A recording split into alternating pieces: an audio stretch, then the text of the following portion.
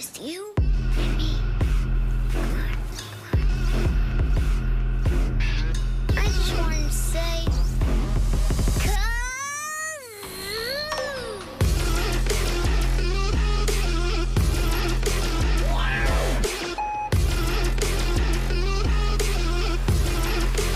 Can we do more kazoo?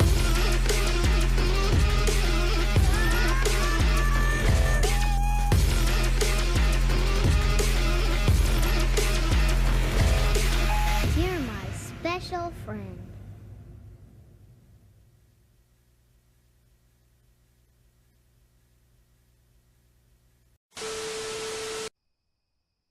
And here we find the mysterious but hyper as hell husky lord Tylox in his natural habitat, smoking weed in his basement like a talentless Snoop Doggy Dog. Let's watch and see if this insane little bugger says something stupid.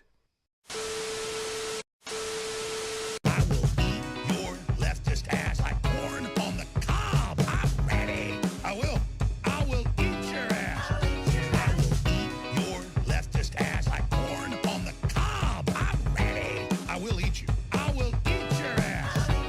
My children aren't going hungry. I'll do it. I'll drink your blood. And I'm starting to think about having to eat my neighbors. You think I like sizing up? I'm gonna haul him up back chain. In a Chop video his ass up, game. size it up. I'm gonna haul him up back chain. Chop, chop, In a chop, video chop. I will game. eat your leftist ass like corn on the cob. I'm ready. I will eat your ass.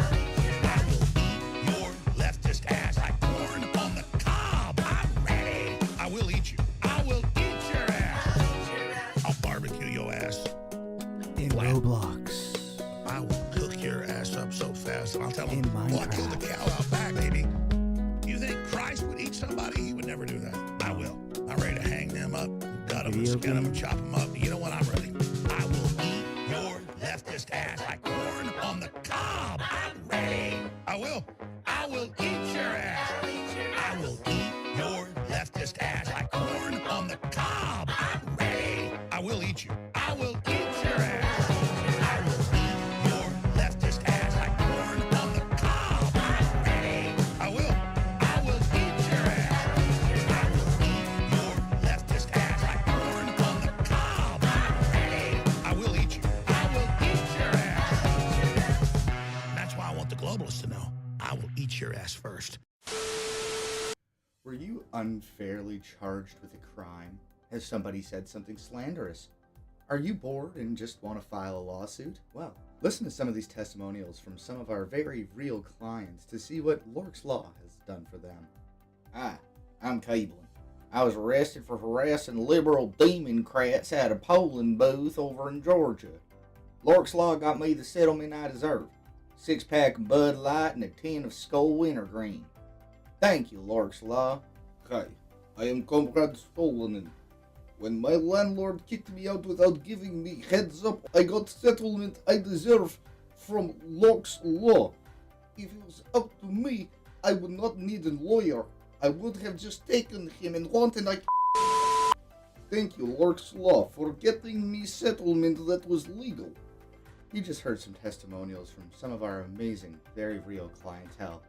And if your case is profitable, make sure to call the number below, 666-666-6420, to get the settlement that you deserve and to get me the paycheck that I've earned. Lork's Law, where the law is almost as important as profit.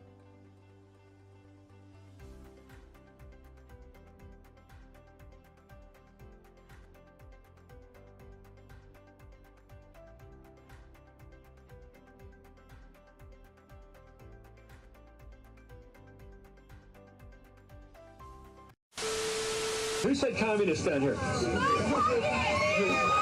What did you mean by that? You don't know? He's a communist. He's a communist. He's a communist. You don't know? He's a communist. He's a communist. You haven't done your homework, buddy. I just want to know what you mean.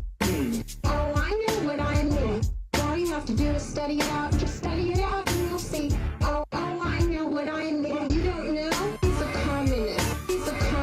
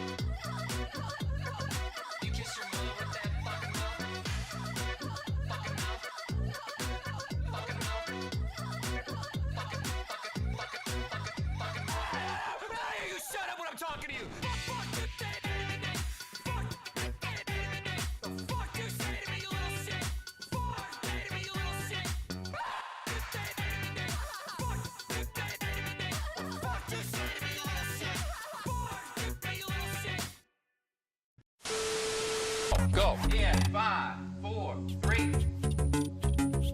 That's tomorrow, and that is it for us today. And we will leave you with a... I can't do it. We'll do it live. We'll do it live. Fuck it. Fucking thing sucks.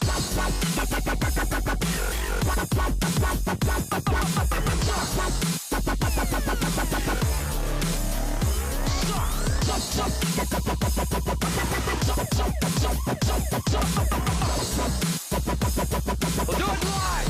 Fucking thing sucks.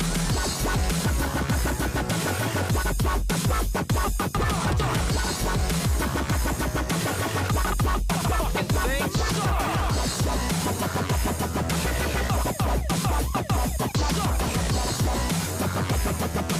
Sucks. Fucking thing sucks.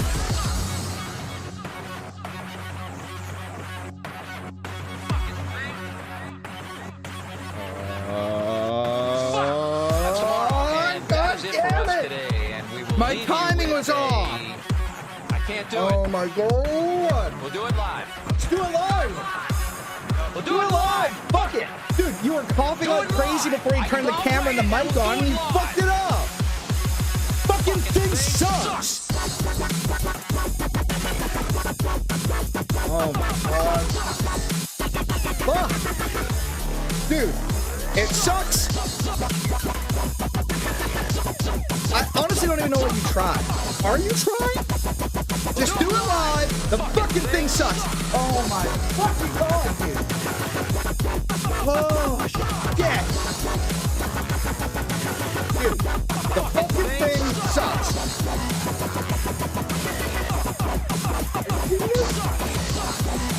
Are you seeing this? The fucking thing sucks. Fucking thing sucks. Good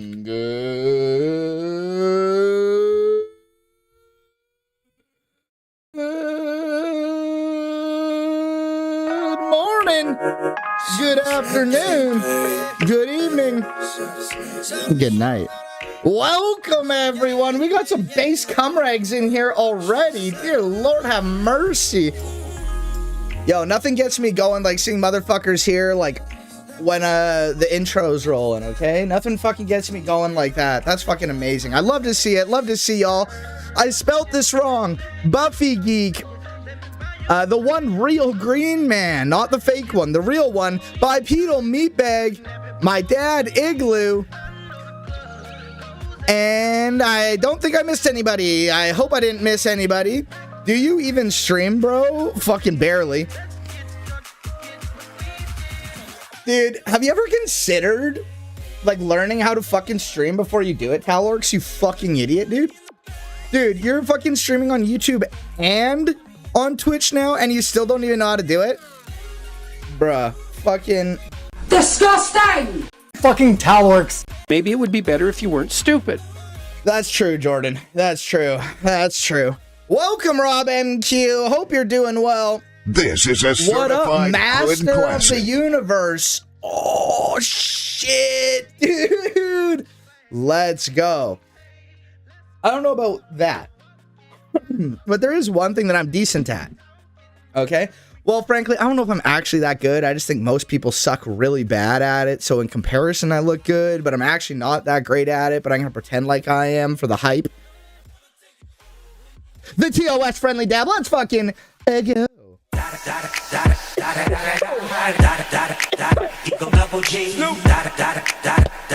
God damn, it's not good to go into something coughing. Get your bomb. Get out your ring.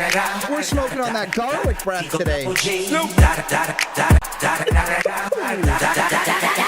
Let's go. By them all, yeah, I'm burning it up. Your boy's having some You should be turning it up. issues with like LBC, yeah, we I don't think I'm cooking getting back sick. up. I just it's that time of year where mucus is a thing. Cuz homies, thug homies, yeah, they giving it up. Low lie, yo lie, boy, we living it up. Taking chances while we dancing in the party for show. Slip With my girl a 44 when she crept in the back door.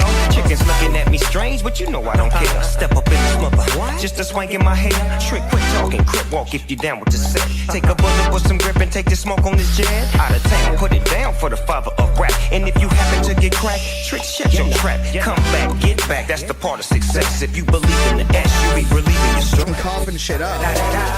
It's the one. Yeah, shit's getting cold. My nose is getting clogged. You know what Humans were not supposed to live in this environment that I live in, okay? All right, let's go. Come on. Get him out. Hold up. Hold up. Ooh. I was coughing so goddamn hard. Yeah. Bruh. I'm sorry. I'm stopping this for a second here, okay? I was coughing so goddamn hard before fucking stream started, dog. I'm shocked that my eyes aren't still just like bawling. Like my eyes were watery as fuck. So yes, I am Joseph stalling so I can catch my breath. Welcome, Mr. Coldfire. Amazing. All right, enough. Oh, you were coughing before stream. Oh, yo.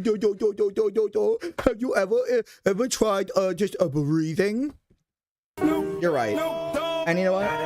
It's honestly irresponsible of me to use my prior coughing as an excuse, not hit the fuck out of this TOS friendly dab, baby. Let's go. Every day, come on. Whew. Or as many days as is healthy for you. If that's every day, awesome. If it's no days, awesome. Know you. Do what's best for you. Never try to be me. Okay? Don't try to smoke as much as me. Unless you're clearly able to do it, then do it. Smoke more than me. I don't care. There's nothing cool about smoking way too much dabs, okay? There's nothing cool about it. So don't think that's what I'm trying to do. But let's go. Get them out now. Cheers.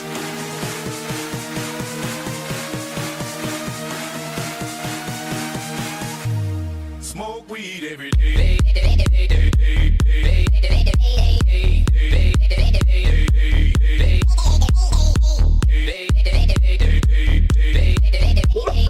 Ooh. Dear Lord. Ooh. God damn. Shit slaps. Amazing. God damn. Oh shit. 3 days until he moves out?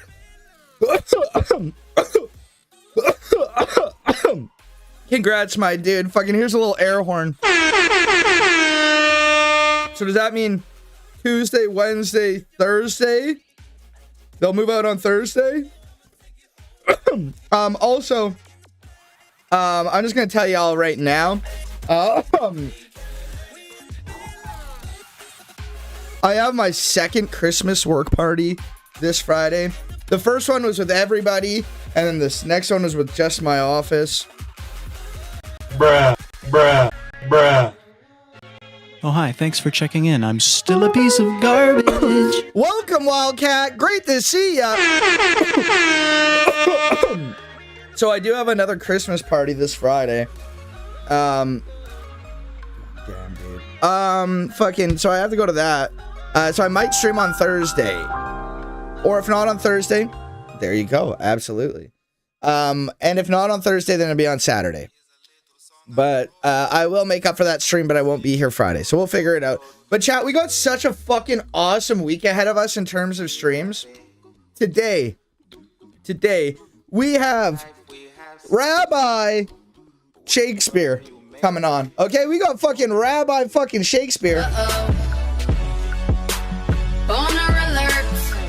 And the last time we talked, we found that Rabbi is an appropriate term. My boy went to yeshiva. Okay? So fucking Rabbi is an appropriate term. And I did a test online, which is put in your email address and signed up to be a fucking a reverend. So I am a reverend with the Universal Life Church. So we got a rabbi and a reverend on stream today. Let's fucking go! God damn, dude. A rabbi and a reverend walk into a stream.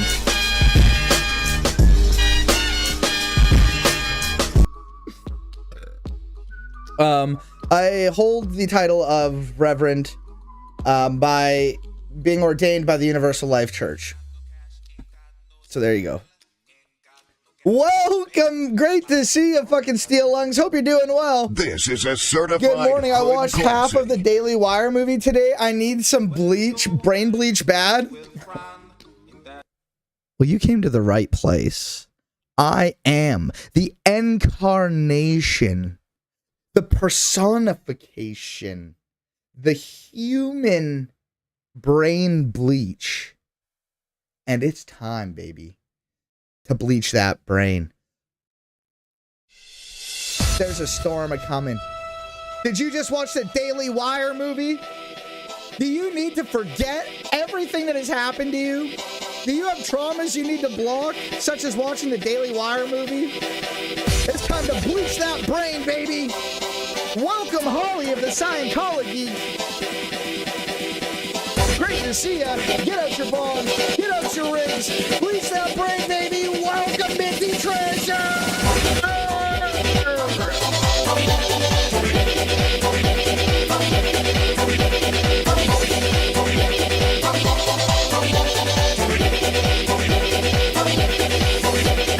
Get that nail hot. And breathe. Does it get you higher to bang your head like this? Yes. I'm already dizzy as fuck. Let's go. Let's go now. All right, that's plenty hot. Let's go.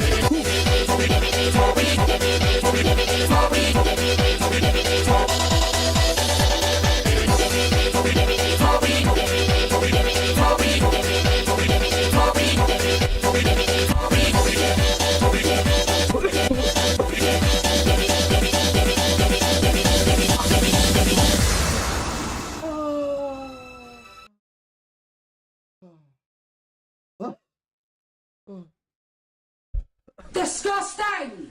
Fucking towel works. All right. You fucking bleached? You fucking bleached, bro? You fucking bleached, bro? I hope so. Rever Rabbi Ayo. Fucking let's go. Amazing. True, based, and perfect pill, okay? Trying to hold off on the weed for now, but always happy to be in the audience. Hey, always happy to have you here, and I want to make it clear, because I don't think I do the best job of it. Honestly, for like a weed smoker discussing degenerate online, who smokes and is as degenerate as I am online, I think I do a great job of it, but I could do much better in making it goddamn clear.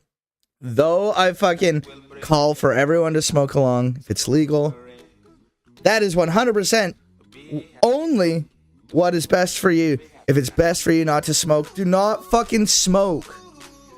Live vicariously through the dab that we're taking here, okay?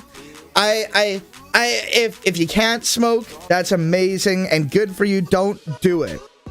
If you only smoke like one fucking bong rip, if you fucking just take a couple puffs of a joint and you're fucking just like fucked, that's amazing. Keep it that way. And if you fucking smoke like 10 times more dabs than me and you're like, oh, fucking Tyler's fucking little beta ass. Yo, that's fine too, but like, yo, dude, like, you should hit me up on Discord. Like, we should probably be each other's accountability partners because we both clearly have problems. Okay, we clearly have problems here. Okay? If you're smoking as much as I am, there's probably a problem. I have a problem. There's a serious problem going on here, okay? I'm not addicted to herbs. I can quit them. The problems go deeper than the herbs. I'm trying to fix my broken brain. It's God's fault. Oh, I should message fucking Shakespeare and let them know I'm ready. I'm ready whenever you are. Because I'm going to go off on like an hour-long tangent and I'm going to forget that we were doing something. Moral of the story is, hey, if you smoke a lot, that's great, but hey, yo, we should all probably chill a little bit, okay? Like, let's take care of ourselves. If you smoke a little, that's great. If you don't smoke at all, that's great. I love you all. Do what's in your best interest. Whaley Dyer. Absolutely. Oh, do the Whaley Dyer. That's it. Anybody ever fucking says they like Ben Shapiro? You could be having like the fucking like most intellectual conversation with somebody, you know, or like the best, you know, yes, well, indubitably. But somebody starts saying that they like anybody from the Daily Wire, you always have to fucking just do that immediately. Yes, well, I find when I watch the Daily Wire, I'm quite fond of it. Oh, you do it away, we die. Oh, you. They should be so goddamn embarrassed every time they say those words, okay? Infantilize the fuck out of them, okay? Make them feel silly for the silly things they're doing. Because people only watch Daily Wire and like conservative nonsense and shit, like chud libertarian fuckers, I'm speaking from experience, only do that because they're fucking lacking something in their lives, and that's trying to find something that makes them feel tough, cool, wanted, accepted, and a feeling of purpose. And they watch that edgy Ben Shapiro, Steven Crowder, Jordan Peterson nonsense often because it makes them feel cool and tough and seen, and they're not the problem. Make them feel not cool or tough and like they're the problem for doing that and that there's a better solution. And the best way to do that is to go, oh, what about the Daily Wire? They don't know what to do. They don't know what to do. That's my take on converting chuds.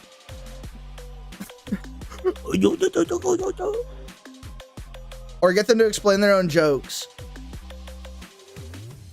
That's a good one too. Ridicule, infantilize, and get them to explain their own jokes. That's for fashy fucks, dumb fucks online that make you engage. And libertarian fucking dumb fucks and that you're engaging with. Okay. I got the torch going and the dog cuddling. Oh, let's go. Oh, I wish fucking... Newton loves snuggling my girl. Newton loves getting pets and walks from me. You know, like he'll just go and like lay on her because she's the snuggle one, and I'm the fucking go out and go for the walks and do the thing. Not that my girl doesn't come for walks and stuff. She does occasionally and stuff too. But you know, like if the dog's going for a walk, like I'm probably the one taking him. And so like I'm the play guy, you know? I'm the play guy. She's the snuggle monster, and I want to be the snuggle guy sometimes, you know? And that's something that chuds need to learn too. Hey yo, libertarian chuddy people, or you know, people on that end. Hey yo, it's okay to be a little spoon every once in a while, okay? You're not less of a person. You're not less of a man. Okay? It's okay to want to be snuggled by a puppy. It's okay when things make you sad or you see things and you're like, wow. It's okay to have emotions. Okay? It's okay to care. Okay? It's okay to be down, and it's okay to express that. Okay? Okay? It's okay to be the little spoon and cry sometimes.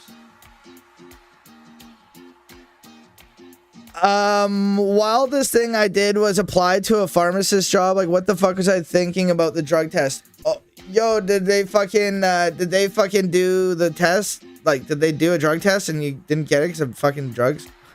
The collective high of Talorg's, idiocy is enough for me. Fucking true. Based. Good. Wildest thing, just raw doggy reality. Raw dog in reality, God bless. Absolutely. Fucking raw dog in reality. Goddamn dog.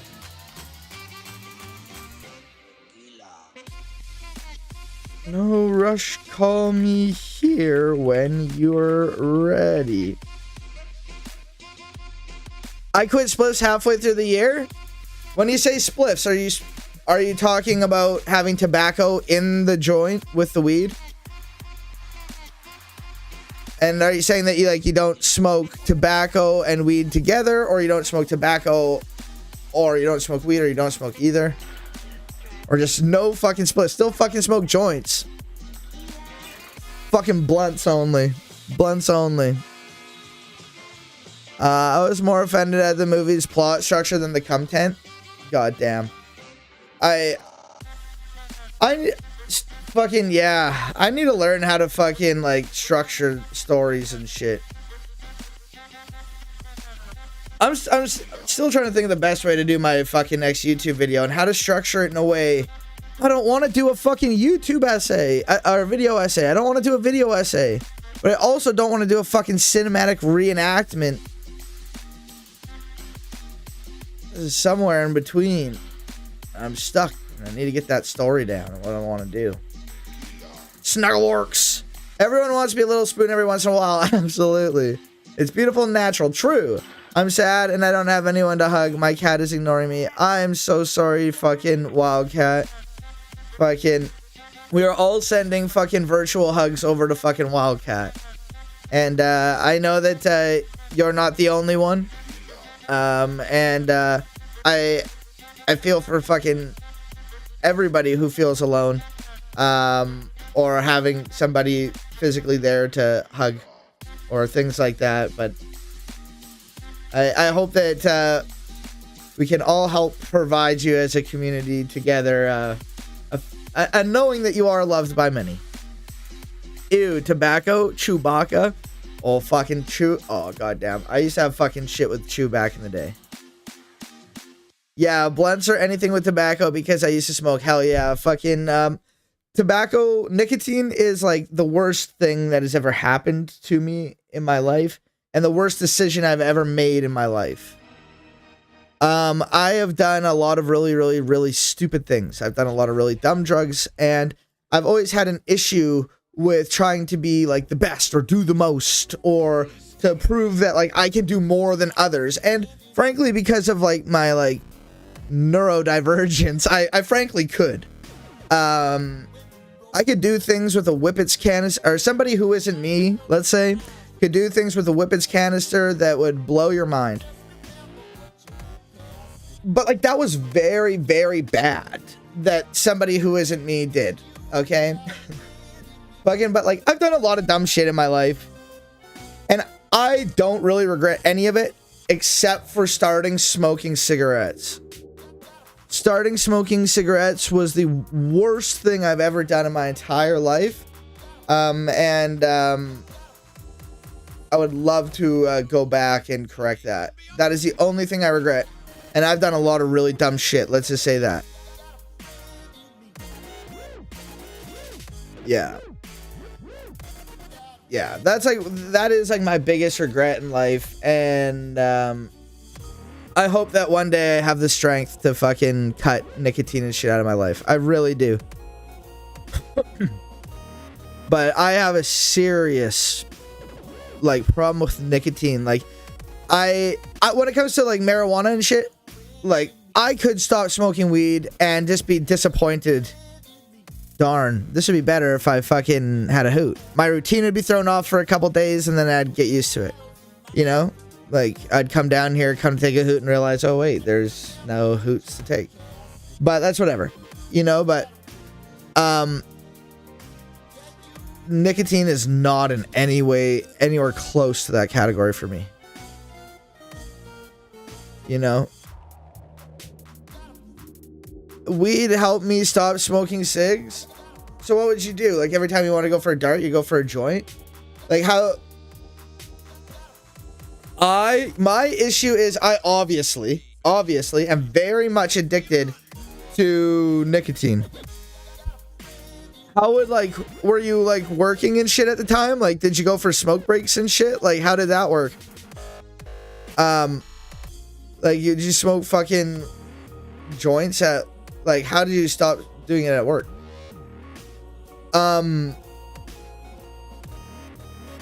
Oh yeah, my issue, I'm obviously very addicted to nicotine, obviously. But like, I love smoke. I love smoke in my lungs. If I could just constantly just be like if I just had a never ending, like non-harmful, just like smoke thing that I could just, you know, hit smoke all day, every day. You know, like, oh my God, dog. I love smoke. It's like one of my favorite things. I love the feeling of smoke. I think it's like one of the reasons I love like Diet Coke too and shit like that. That just like burns, you know, just kind of that bubbly, like, oh yeah, there's shit in there, just ripping, you know, like smoky, like bubble. Yeah, it's like, cheers. But I love fucking smoke, and that's one of the reasons why well, smoking weed, obviously I prefer to fucking like eating it, but yeah, I just love the vape. Was like, is great, but also awful. Oh, here we go, we got fucking Shakespeare coming. Here we go. Hello, let me get my camera on. Okay, let me go here. All right, can you hear me? Yes, I can hear you just fine. Awesome. Good shit. Okay. Let me just pop you out and pop you on to the big screen here. Let me see.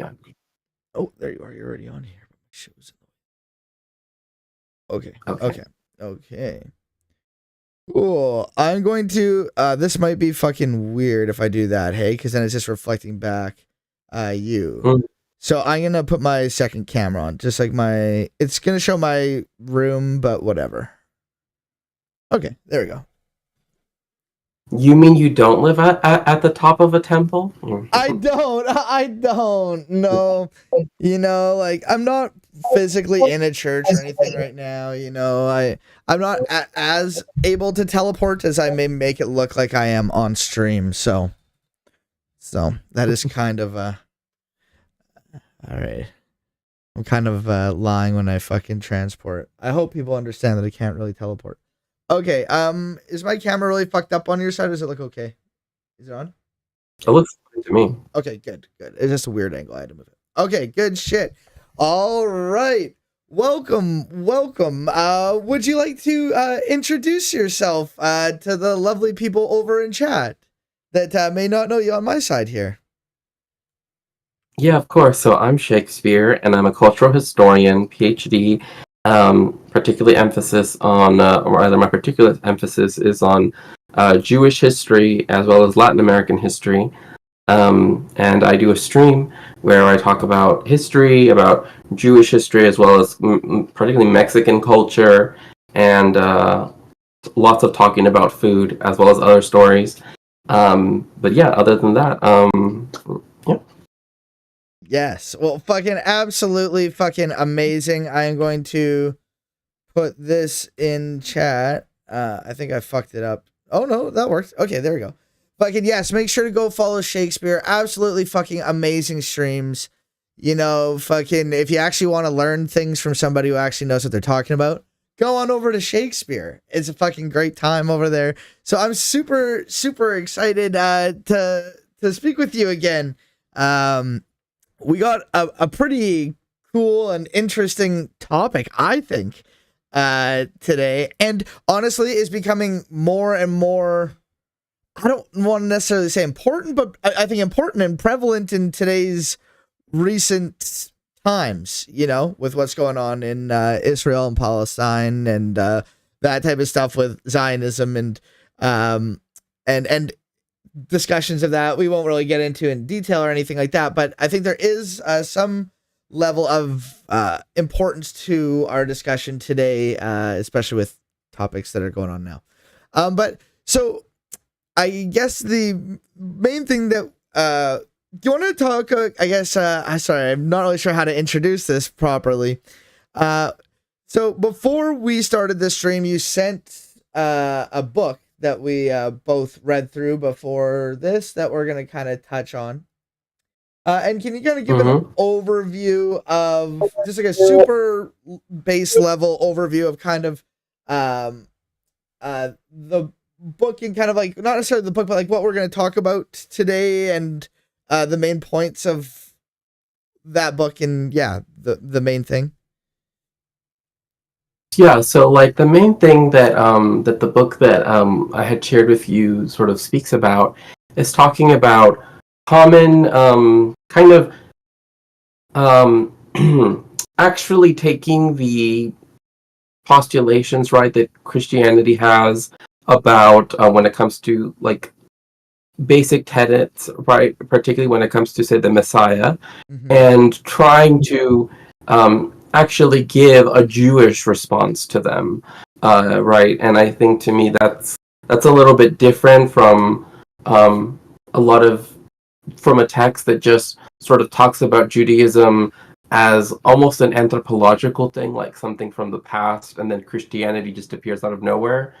Instead, actually looking at it from a contemporary Jewish view, trying to like actually ask, and I think it's important that they do it in the way of questioning, by saying, why isn't that you don't believe this? Why is it that you don't, right? Because that's, I think I think it's a good format, right, to actually answering a lot of questions that people have, both because it is a Q&A, but another thing too is that it also allows for the explanation of Jewish theology to come out, which I think Yes. also presents it. Can I share the PDF in your chat? Oh yeah, of course. Okay. Here's the book that we were referring to. It is called The Real Messiah: A Jewish Response to Missionaries, by Aria Kaplan. Is the book, and I very much enjoyed it. I read it like 1.5 times.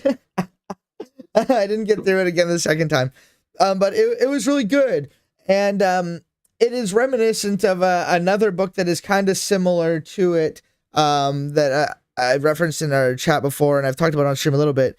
Let's Get Biblical, by Rabbi Tovia Singer, where the first chapter talks about Jews for Jesus, and trying to propagandize to, and that's what a lot of this book as well is about, is trying to propagandize to Jewish people to sell them Christianity, to try to get them to believe that Jesus is the Messiah.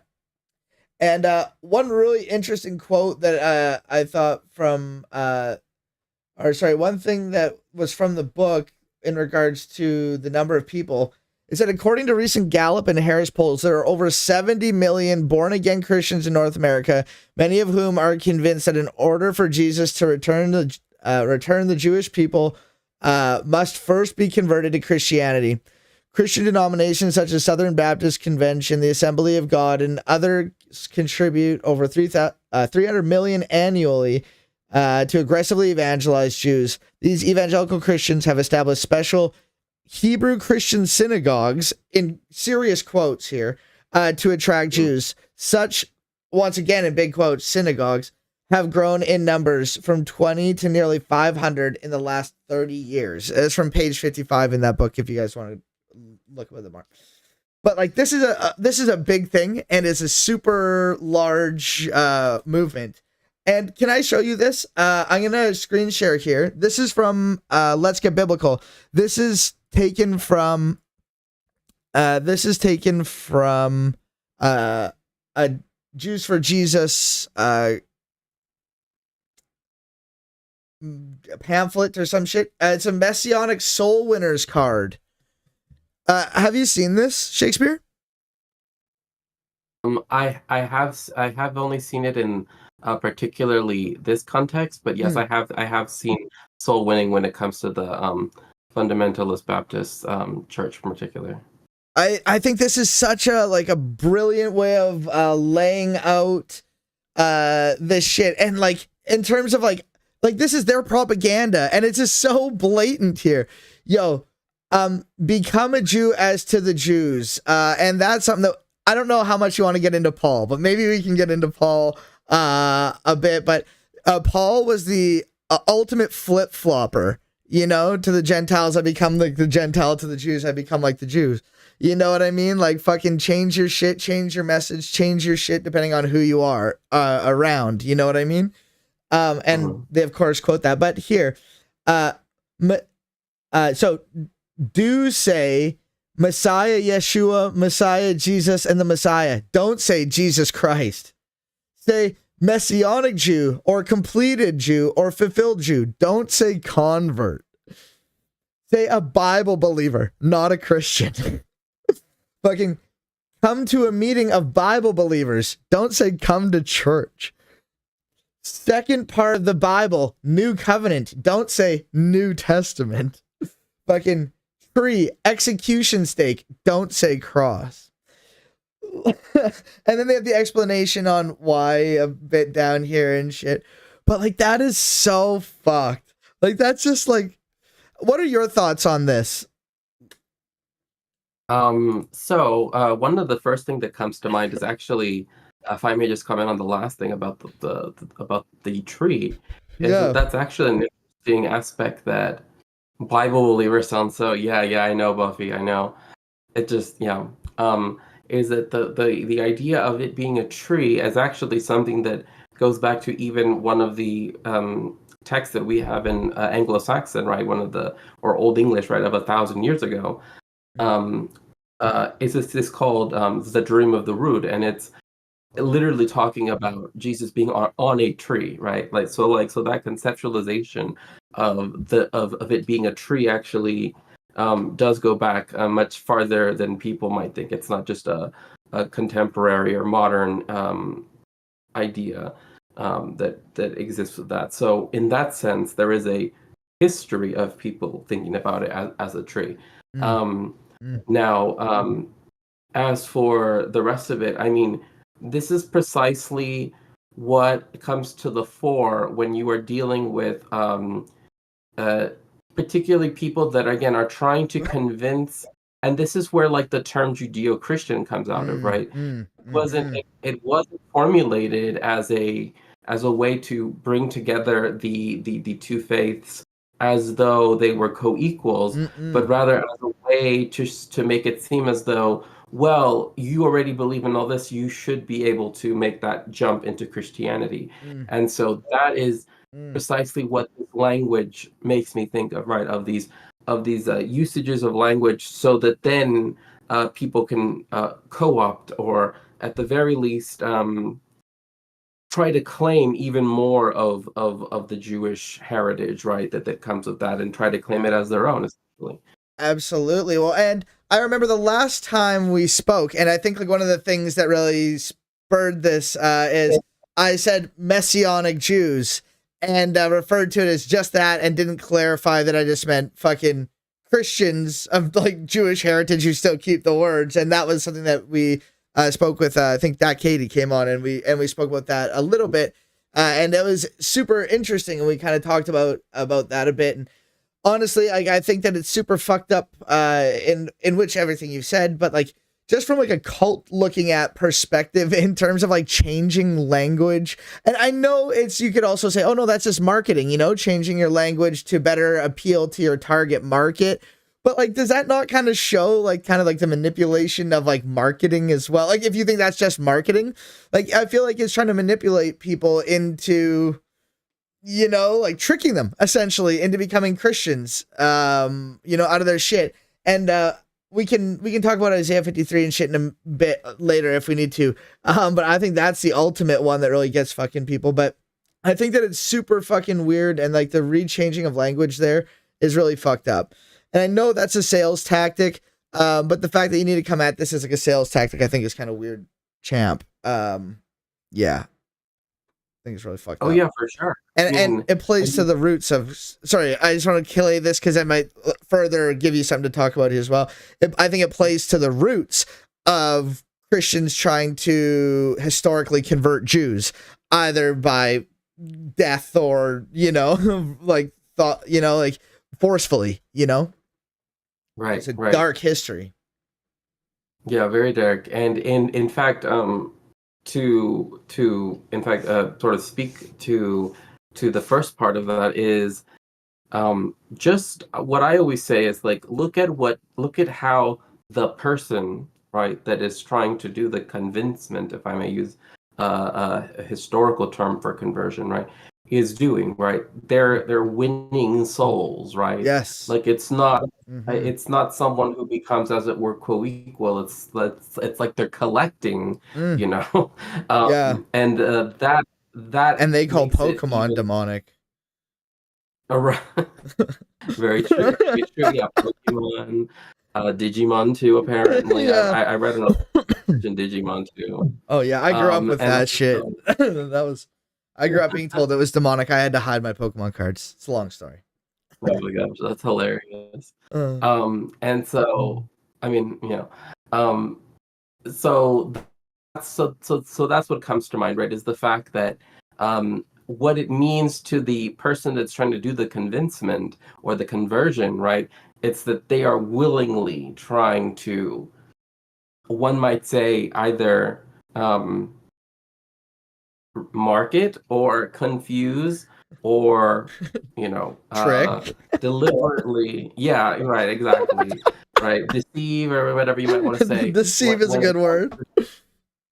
when it comes to something like that, especially again, it also again, remember, it should serve to remind us that the relationship is not one that's co-equal, right? Mm. Like that is the relationship of the Christian missionary, right? Is that they usually represent, and this is true around the world, right? Like an imperializing, colonializing person, right?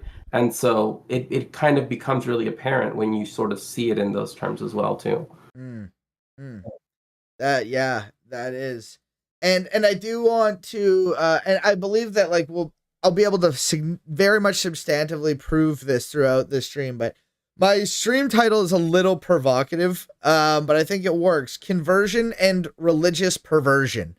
And I think that there is a lot of purposeful trickery going on, especially with how verses are read or which verses are read and the context in which they read them, and hoping that people don't understand that they don't understand the Hebrew and those things, and they can trick people with shit. So I think that there is a lot of trickery instilled in this, but also I do want to say that chat is saying that I have not dedicated enough of this stream to the Lord. And they are saying that I need to do a holy dab. So I do apologize for the quick pause here. But I'm not playing music if you want to speak with that. But I am listening while I take this fucking dab. I'm sorry. Oh, no worries, not at all, not at all. In this stream, however, we worship our Lord and Savior Henry Kissinger, of course. Absolutely. Fucking rest in peace. God damn. Let's fucking go.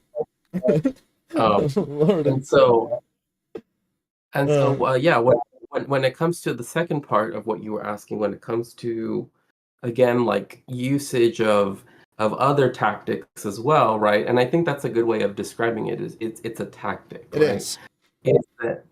Is that in particular when we talk about the history of, again, forced conversion, it also, interestingly enough, brings us to the fact that conversion is never enough, right? Like that's always been a thing when it comes to the history of the Jewish people, is that even when you had the conversions in Spain in the late Middle Ages and in Portugal as well as in other places, it still wasn't enough. They still found a way to say, even if you convert to Christianity, there is something about you that is immutable, right? And that's something that, again, just as a kind of premonition to what we will discuss later with Paul, like Paul mentions. Thank you very much Paul is for the talking dab. about that too, like this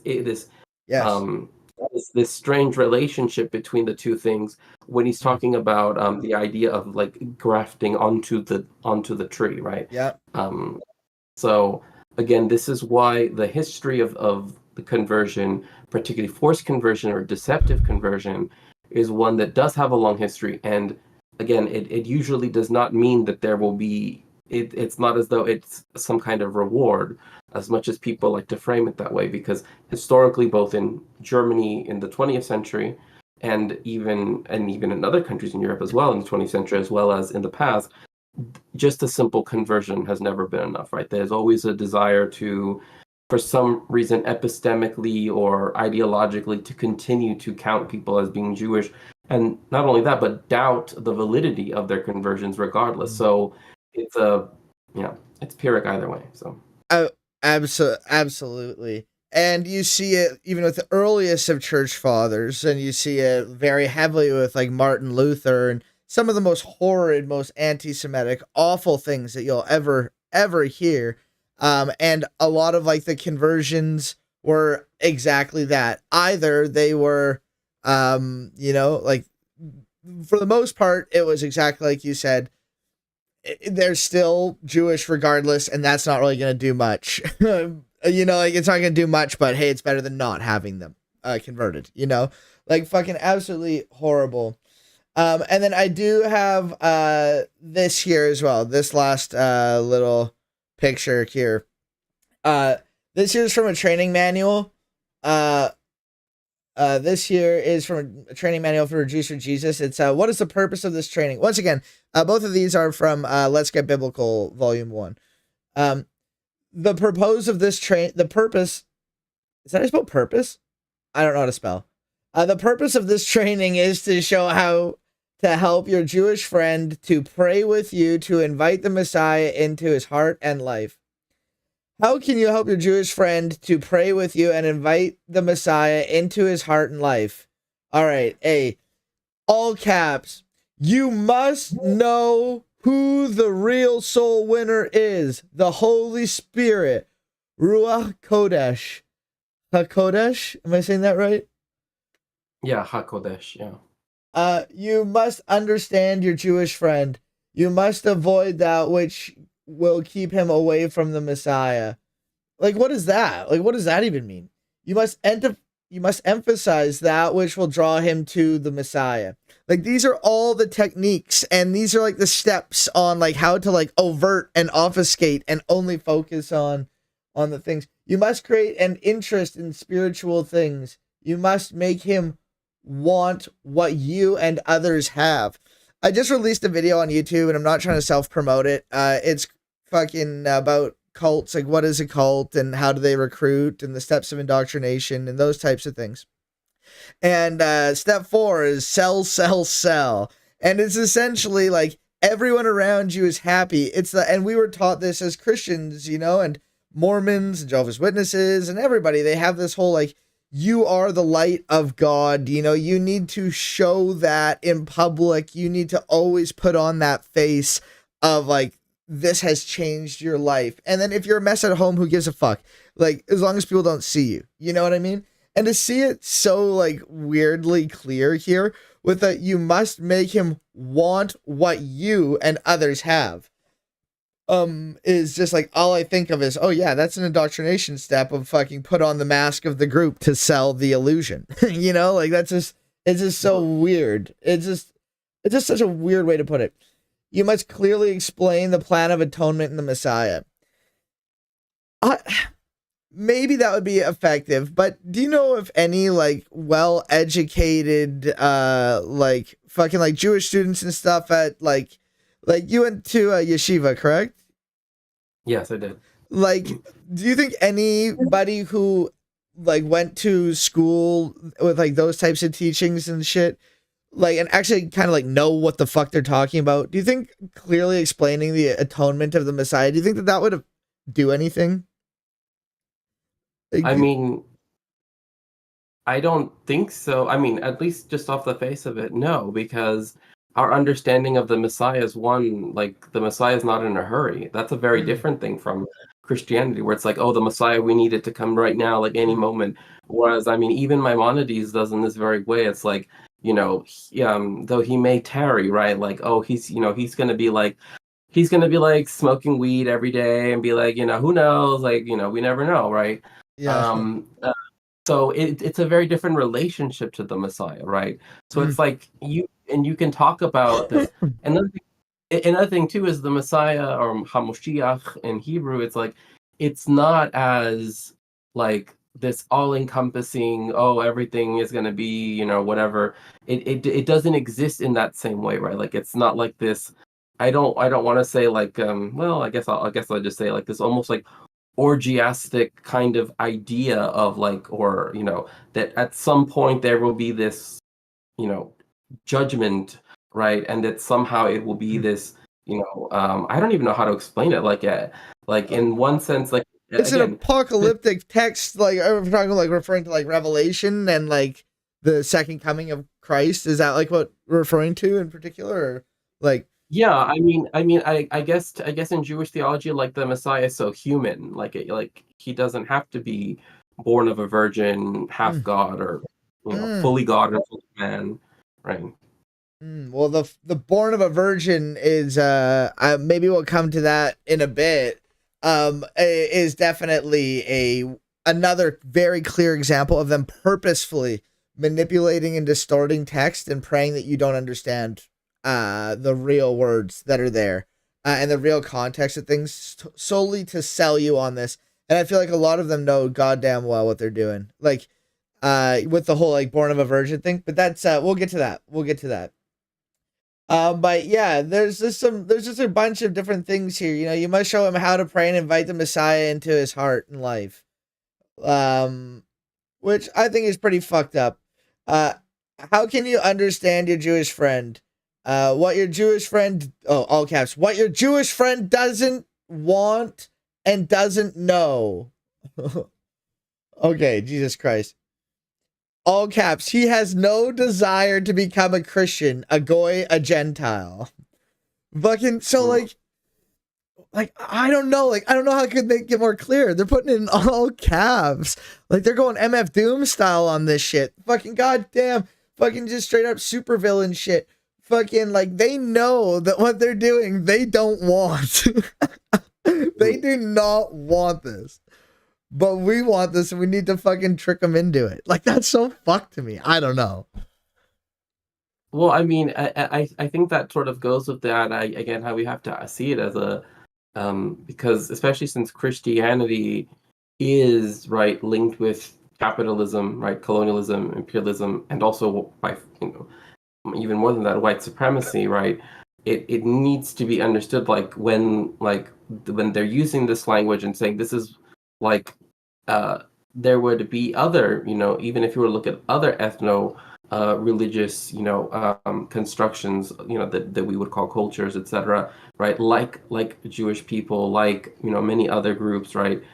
Nobody wants to have to give up who they are in order to become accepted, right? And so it's interesting because the whole point is not that not that they themselves have come to the conclusions of Christianity, but rather that they are already in a situation where they don't even want that, and this is trying to create the conditions to expedite right their conversion, right? So it's already foregoing right that person's boundaries, um etc., right? So it's already showing that this is meant to transgress all of these things, right? It's meant to look at a person as I would say almost a sort of fetishized object, right? That they're again a soul to be won. Yeah, a soul to be won. Yeah. They are commodified to solely that. A soul to be won. And the very, very structure of this is to try to obfuscate the fact that they are changing your shit. Like you said, like nobody wants to feel like they have to change who they are to join the group. Oh no, you don't. It's Jews for Jesus. You're still Jewish. We're still gonna call it a synagogue, but it's Christianity. You know what I mean? Like, but it's just like it's a completely different thing, but we're just gonna change the words to make it seem like you're not giving up that, but you are. It's trickery. It's doublespeak. It's changing the words. It's weird. Even like this, yeah, like C is really like fucked up. Like I don't like the framing of like that. But yeah, they think that it means converting and changing religion. It means giving up the wonderful Jewish heritage and no longer being a Jew, which I think, I think that that's fucking like you are converting. You are converting. Like it is a different religion. Mm-hmm. Well, not only that, but historically speaking, I mean, if I may just use the example of like the Inquisition, right, of which there were many. But like in that one, people were policed to the point where even their behavior was policed. So even things like, oh, they wash too much. Like, oh, why do they always wash their hands before eating? Oh, well, that's because they're actually Jewish and they're hiding it and blah, blah, blah. It's like all of these things function in this in these logics of white supremacy and these also Christian logics as well, as to try to again, change the person completely. I mean, there is a reason why as well. There was this belief that you know, I mean, this is a phrase, right, that actually was believed, right, that it's like, oh well, you could wash, right, the Ethiop white, right, as if though that were true, but the washing is baptism, right, like literally changing something from something else to something else, as though that were true. And the reason why I focus on that particular phrasing is because that is what a lot of critical race studies and scholars have focused on historically, where that biblical aspect and the racial aspect come together, especially when it comes to those types of understandings of like, well, why is it that now you have in England these phrases about the washing itself, removes, XYZ, right? And then you eventually see like the rise of chattel slavery in the English colonies, right? And it's first justified upon religious grounds and then upon racial grounds. So, but going back to the Spanish Inquisition, if I may, just for one quick second, Yeah, no, of course, please. Is that everything was meant to be changed. Everything, from the way how you ate, from the way how you from the way how you spoke, from the way how, again, you behaved in your everyday life. Yeah. So there's already a long history of this, and there's already a history of this even in the 20th century as well. And it's still found all the time. I mean, you will always find this when it comes to like anti-Semitic ideas of Jewish people, but even in what you've just told me fits within those understandings too. Like, well, it's under the anti-Semitic belief that like, well, and this was, as it were, like the Christian understanding, and that is that Jewish people denied Christ, right? That like they are actively, yeah. Yeah, and the charge of deicide as well cast upon them. And one of the best books on it's an overview. It's an amazing book, a horrible book, like very well written, but like the things that it contains are just horrifying. But an amazing book. It's called Holy Hatred: Christianity, Anti-Semitism, and the Holocaust by Robert Michael. If anybody needs access to it, let me know. I can help you find it. It is an amazing book, and it goes from like the early church fathers up until like the Holocaust and that influence that it played, and kind of until now a bit. It kind of hints at showing like how this shit still continues and the things that we need to watch for. And you see it here on this same thing here, point E. So-called Christians, finger quotes, have always persecuted him is an objection. What do you mean so-called Christians have always persecuted him? Fucking historically, Christians, not so-called Christians, not finger quotes Christians, legitimate Christians, the ones who weren't murdered for being heretics, so like the church ordained legit ones, very much persecuted Jews throughout history.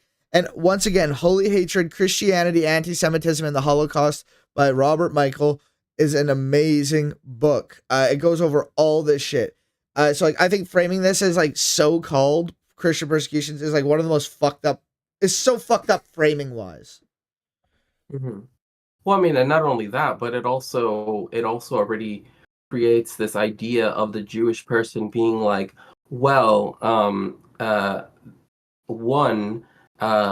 they are just reaction, like essentially they are just reacting to this perceived threat, right? And what you have to do is show that they're actually good ones and bad, all right? It's like in my view, it's a very condescending way to think about Jewish people, right? It's essentially like they don't know that they're actually we're the good Christians and they were attacked by the bad Christians, right? So it's condescending on those grounds. Another thing too is, again, it puts them in it, and this is again what this idea, like, oh well, they reject, again, this is how it's traditionally said, like the Jews reject, right, in the present infinitive sense, right, that they are doing it in right now, even in the face of evidence, they say no, kind of like a horrible fucking, and they make it seem like it's like a choice that's like, no, actually there is no evidence and it's awful fucking, and like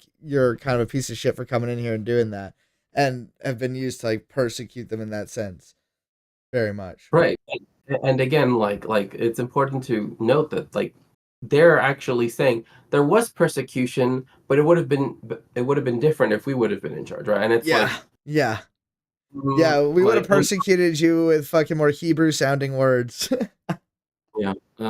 So again, like that's one of the main things that when it comes to again this framing is that it's framing it as they think of themselves as a victim, but they're not actually victims, right? Mhm. Like it's this really strange type way of thinking about that, and it also denies the fact, one historical or fact as well.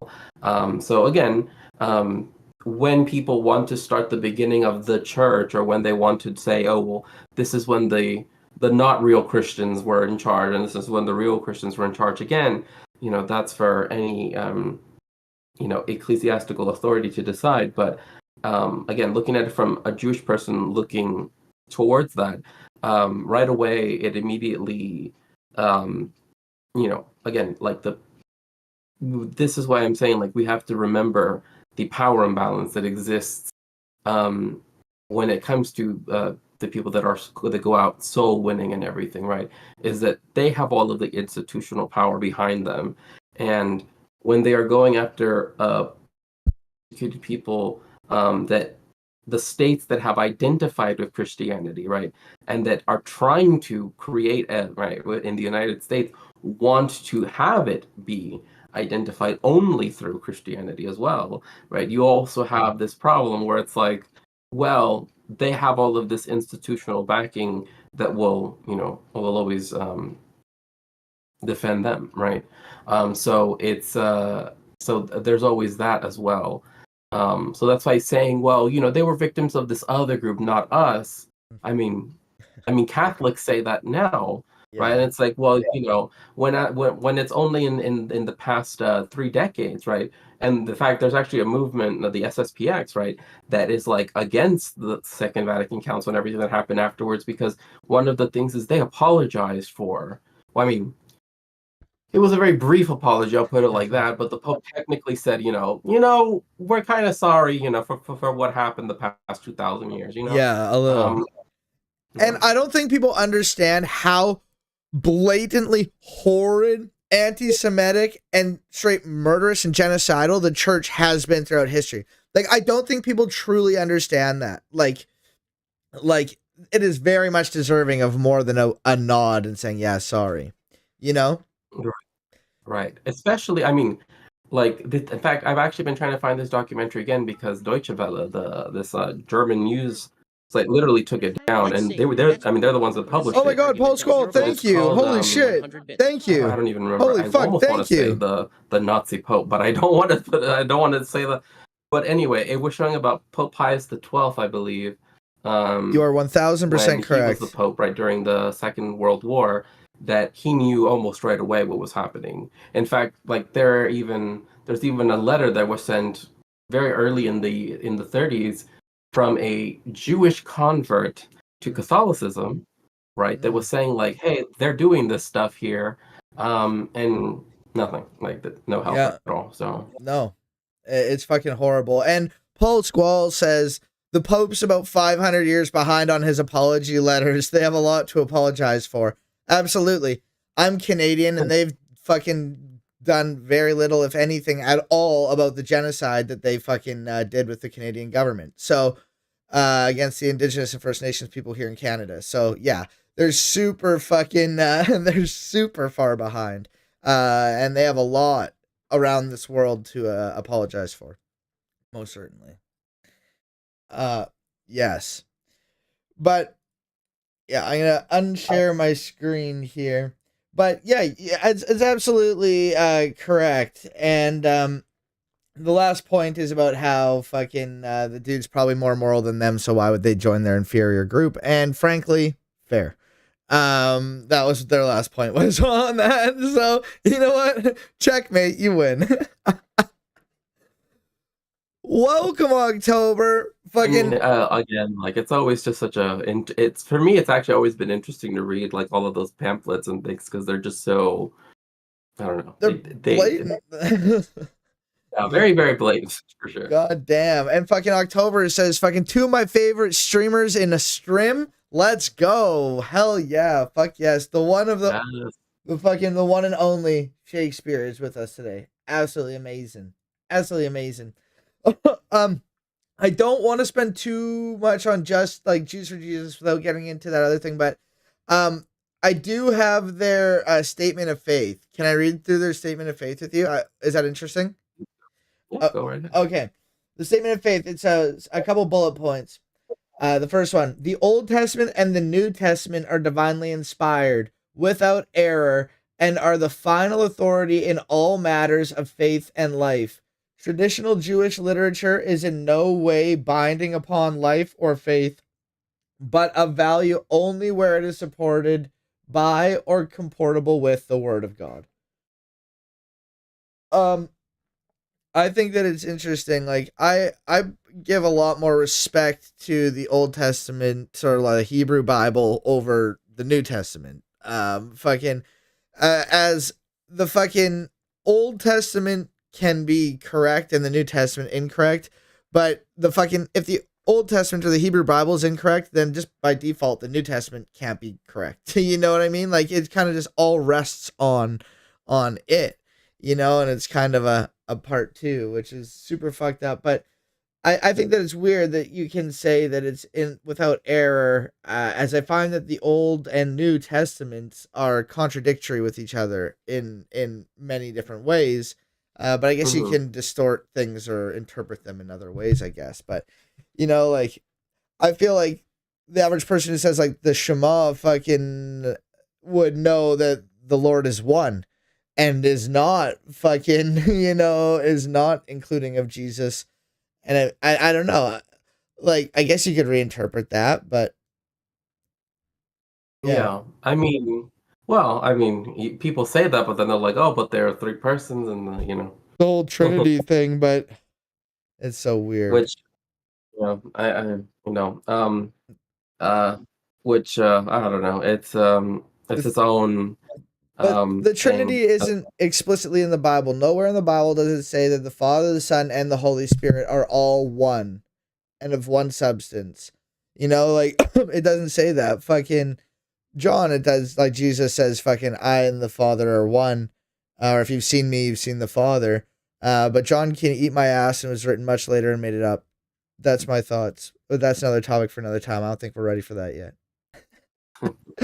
Well, I mean, it's also John that's by far the most anti-Semitic of all of the four Gospels by far. Absolutely, absolutely. And he has done a lot of damage. He being the author of John. John didn't actually write John, but yeah, I know you know that, but I mean, just for chat, that is out there. No. But yeah, but yeah, like he was super anti-Semitic, and like Luke was pretty fucking. All the gospel writers were pretty fucking weird in their treatment of Rome over fucking the Jewish people. And you can see it get progressively more anti-Semitic and progressively more like Rome oriented as you go. And I mean, in the canonical sense, not the canonical sense, in the fucking, like the time-based sense where it's fucking Mark, Matthew, Luke, John. It gets progressively more like fanciful. Jesus becomes more God and everyone becomes more anti-Semitic. Like, it's kind of true. But yeah. Also, I meant to ask really quickly: should I get my Tanakh? Will that become of use soon? Well, if you'd like, we can talk about a few fucking things. Yeah, sure. If you'd like, yeah, that would be great. I'll get it right now, so that way we can parse out the Hebrew. Awesome. I will entertain chat with a TOS friendly fucking dab here. Chat, I want everybody to know that I live in a country, state, province, territory, region, or county where it's legal to consume herbal substances. And frankly, I really much enjoy that right. Okay? I take advantage of that right. And if you live in a country, state, province, territory, or region where it's legal, you should do that too. Okay? You probably can't hear the music on your side. But it's time. Get him out. Let's go. Oh, here he is. They're back. The Shakespeare's back. They have returned.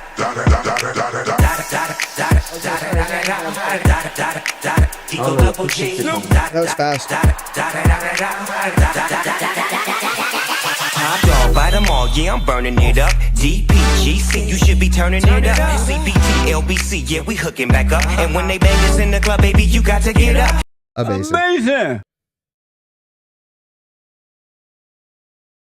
Yes. Okay, but here's our next point, which I do think really outlines the whole, like, answers my Shema question. There is one sovereign God existing in three persons, obviously the Trinity, and obviously they're gonna fucking bring out the Trinity, the Father, Son, and Holy Spirit. They believe that this concept is rooted in Judaism. In your understanding, is this rooted in Judaism in any way, shape, or form? No. I mean, when the Shema says echad, I mean, it only means one. Yeah, absolutely. One. Another thing too is like that aspect of the three beings in one is something that, of course, was constructed over a period of time. It wasn't something that was so to say that it's rooted in Judaism would actually mean that it would have existed earlier on in Christianity's history, not later on in Christianity's history. Absolutely.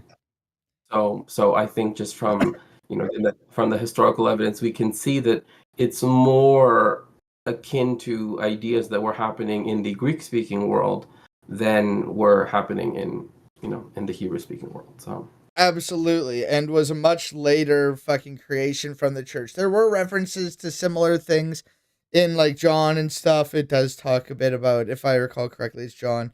Like the Father, the Son, and the Holy Spirit a bit. It does not say that they are, one, like the whole like Trinity where they are one, equal in substance and power, but separate persons within the Godhead nonsense, like that wasn't made until much like later.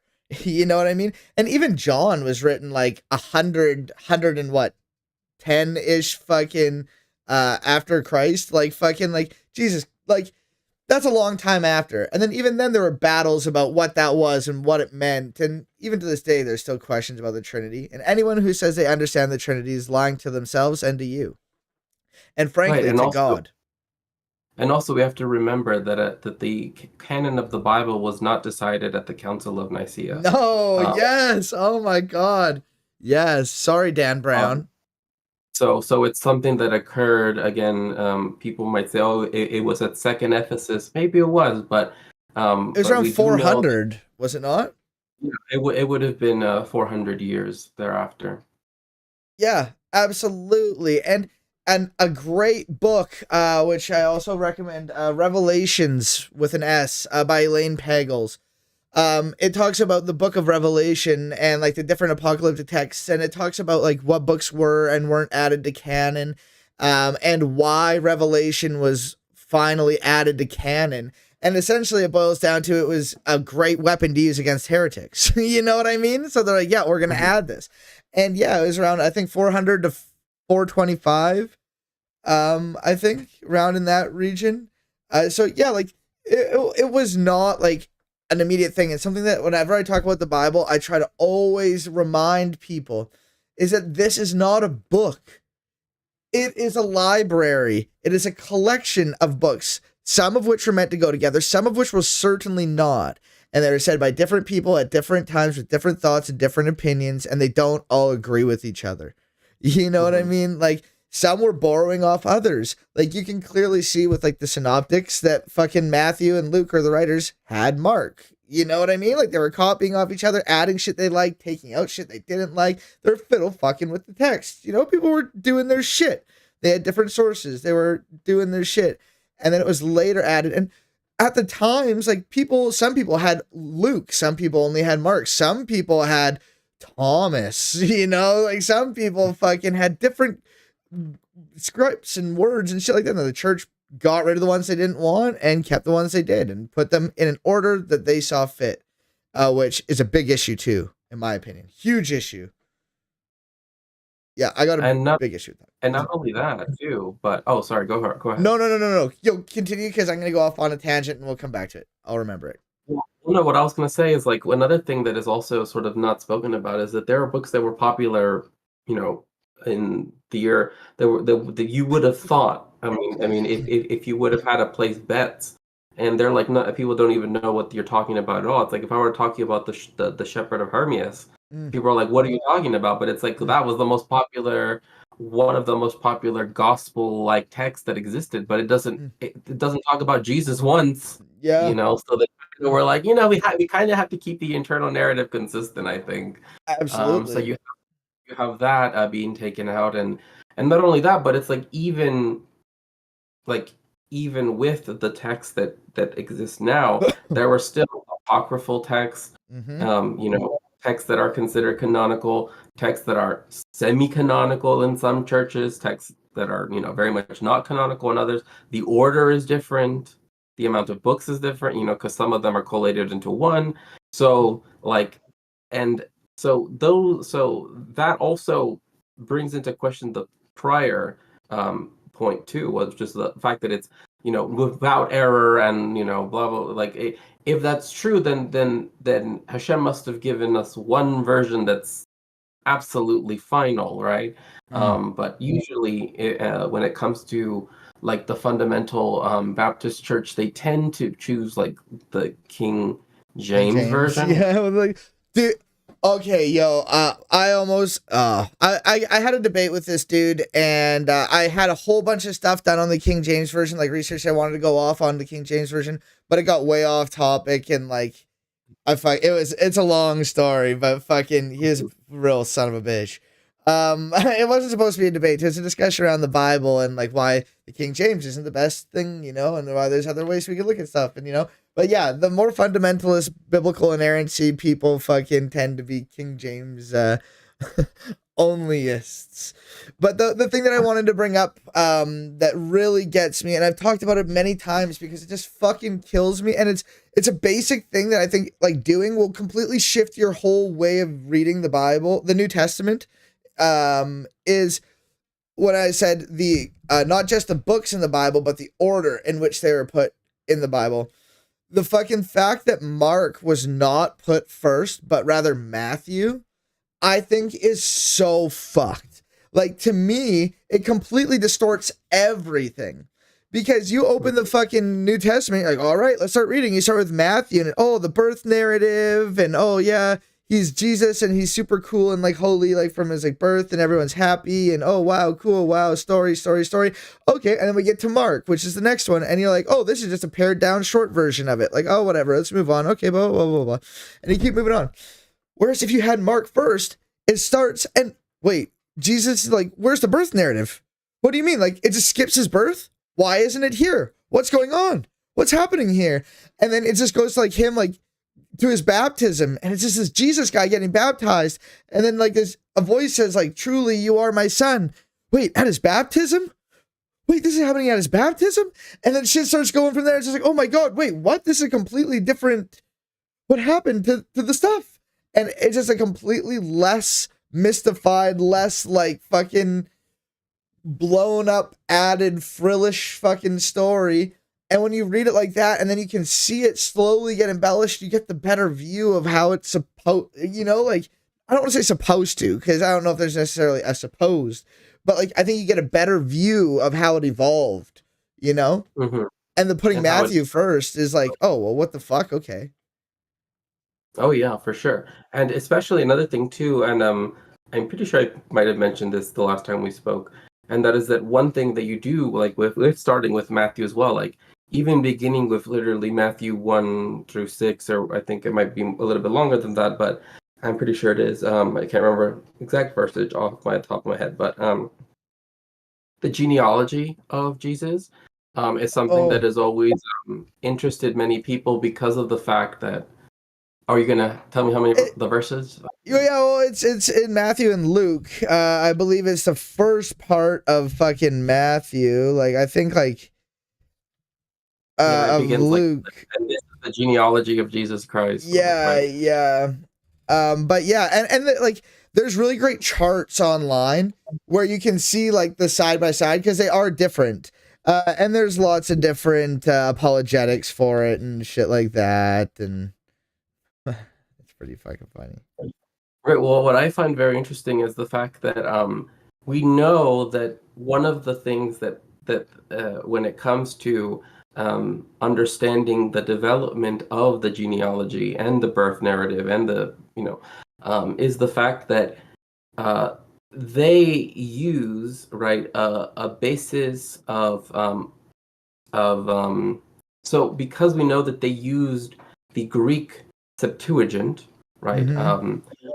We know that technically speaking, according to the Masoretic text, which is just the edited version, when I say edited, it was just Added the edited. vowels and shit to it. Yeah, it essentially added vowelage and like it also added paragraphs and pagination and things like that, which it didn't really have because the Torah as such doesn't really have that, right? Well, it made it more readable and easier so that like people like could know better the pronunciations because like for like in Hebrew there it's just the vowel just the consonants, it's not the vowels, and that can change how you pronounce shit, you know, if you don't have the vowels. So they added it. And do they not like go through and try to solidify like the meaning of the words, because sometimes like the vowel like changes the meaning of the word, right? And it had to be got through context. And I know there were some, I guess we don't have to go deep into the creation of the Masoretic text, but I think there's some interesting things that happened there, you know, in terms of, like fighting over words and shit. And I mean, like debating over words and what do they mean.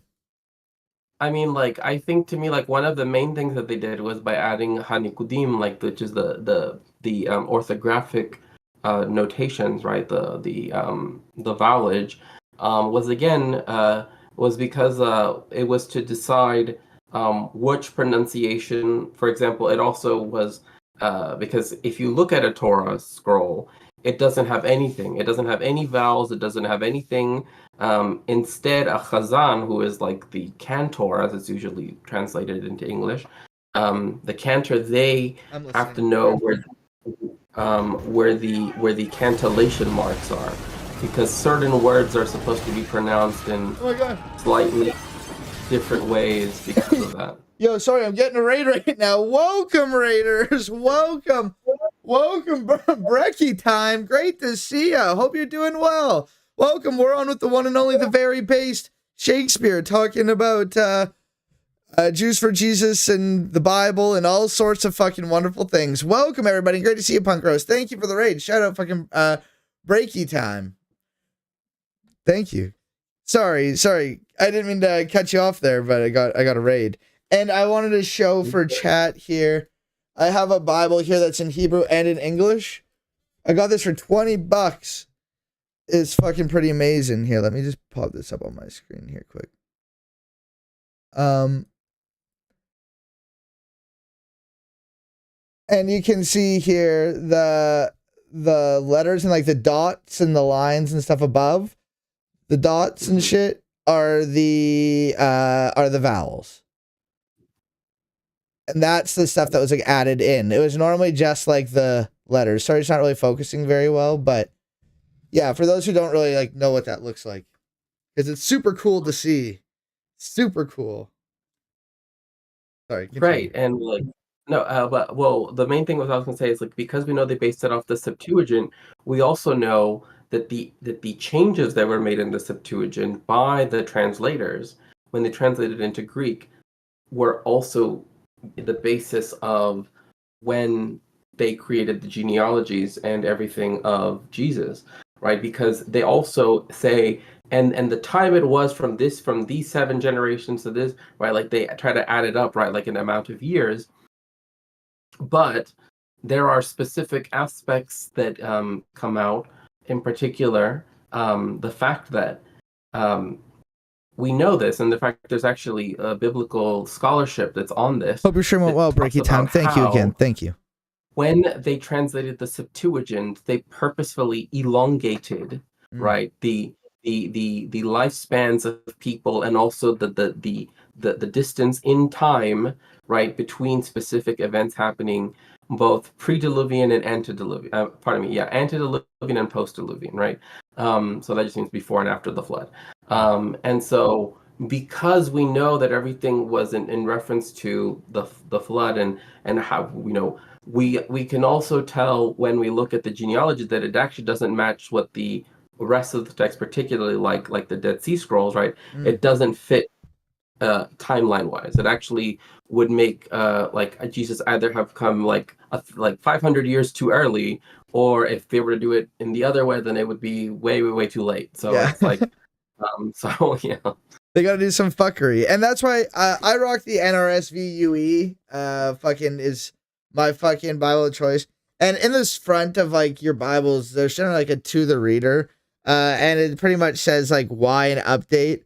And it's been called the most accurate English language based on the available manuscript evidence, textual analysis, and physiological understandings.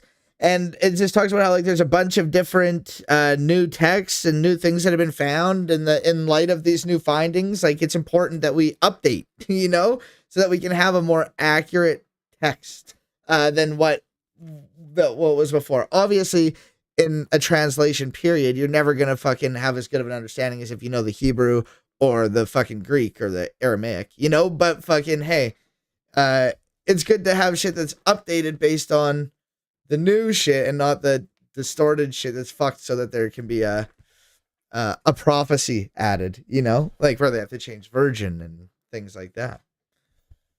Right. Which is funny because I one thing I've like one thing I've always said, it's like it's interesting because in Judaism, if anything, chastity is the sin, not the other way around. Absolutely. And like I think that plays a lot into Paul.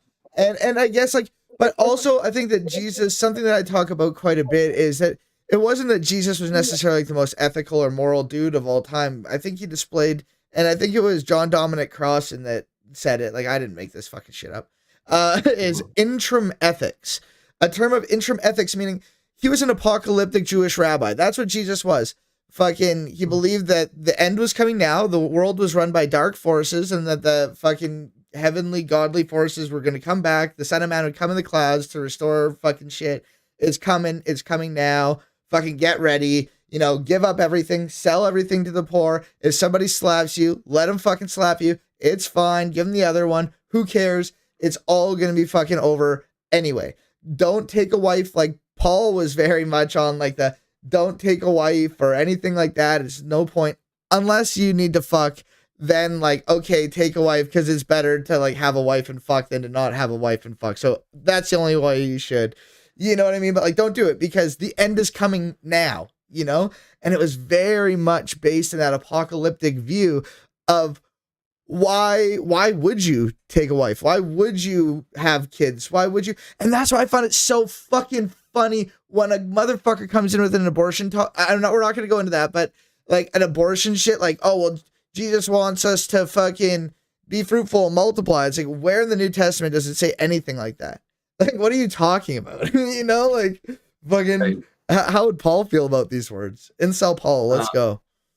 Or also when you have people say Volsel, where you also have, well, the New Testament abrogated the old, quote unquote, right? But then it's like, but also we're gonna keep the part where like the one against gay people, the one against, right? It's like, except for these parts that we want to use against you, which we've decided we're going to enforce. Which I'm like, dude, like if it's abrogated, then it's abrogated. You can't like, well, except for these, it's like, but one thing I did want to say is that, was I wanted to mention the other messianic claimants that existed at the same time. Yes. Because I think that it's important to note that Jesus was not the only one, but also the fact that even things that he did actually showcase the fact that that the stories instead are more a collation of many other stories, right, and sort of that come together, and the figure is chosen. So the one that comes after, or pardon me, the one that comes before him is Judas of Gamala or Gamala, And this was, so if Jesus's ministry started when he was in the year 30, right, when he would have been 30 years old, if we, make it align with that time span, then Judas of Gamala was in the year 6 CE.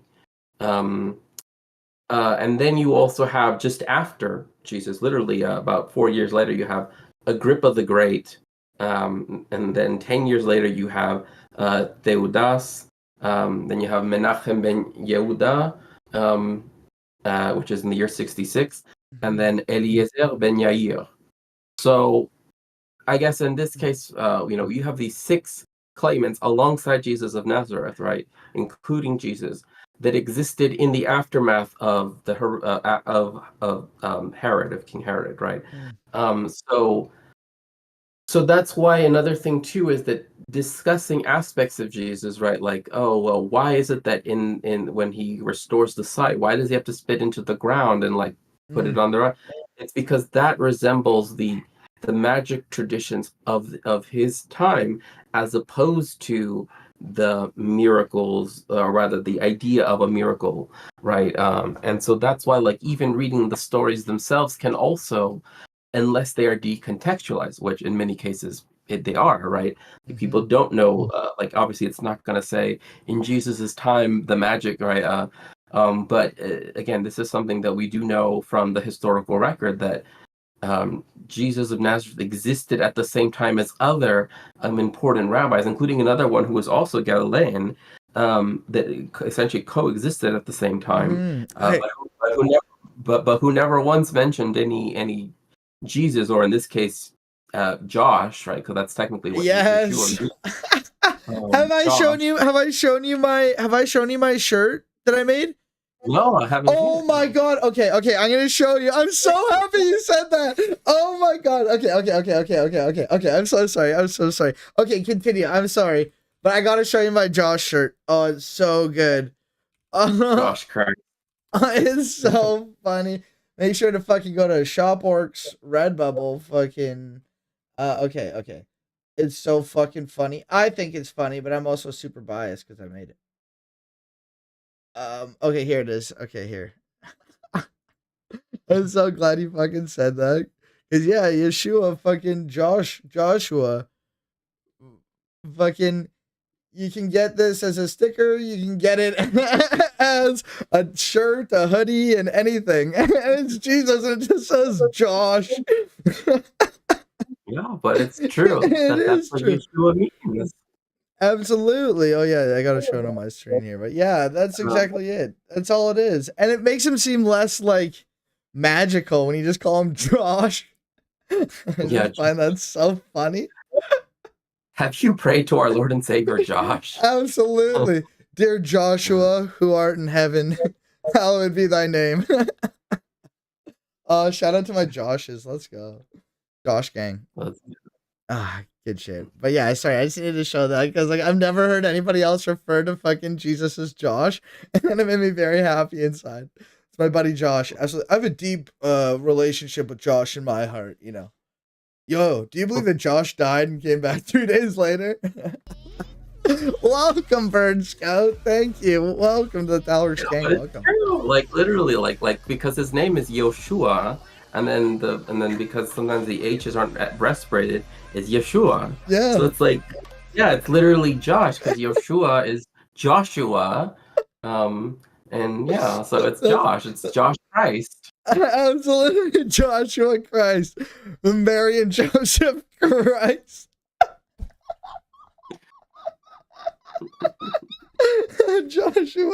Joshua Christ. Oh fucking Christ. It's under Christ, comma Joshua. Yeah, you can. Yeah, right there. Okay. 20-minute wait. Okay, awesome. Thank you. Fucking even Jesus, Josh has to wait in line. Goddamn, that's some fucking good shit. Oh, fucking. When there was only one set of footprints, Josh was giving me a piggyback ride. Absolutely. It was just Josh carrying you the whole time. Oh, fuck. Oh, goddamn. Fucking, yo. Fucking Juice for Josh is what they should change the name of the group to. Fucking. Like, I mean, it's like if everything changed to Josh, like to actually be accurate, then Yeah, I do guess. what you. Ah, I fuck. mean, hey, if it's marketing at the end of the day, shouldn't they want to get the kids to? Absolutely, absolutely. Fucking, they can get down with Josh. You know, fucking. What would Josh do? You know, fucking, fucking, and then it's that mankind is created in the image of God, but due to sin has been separated from God. Fucking, I think the real like gnarly emphasis of like sin and needing to be atoned by Jesus' sacrifice is a really fucked up framing.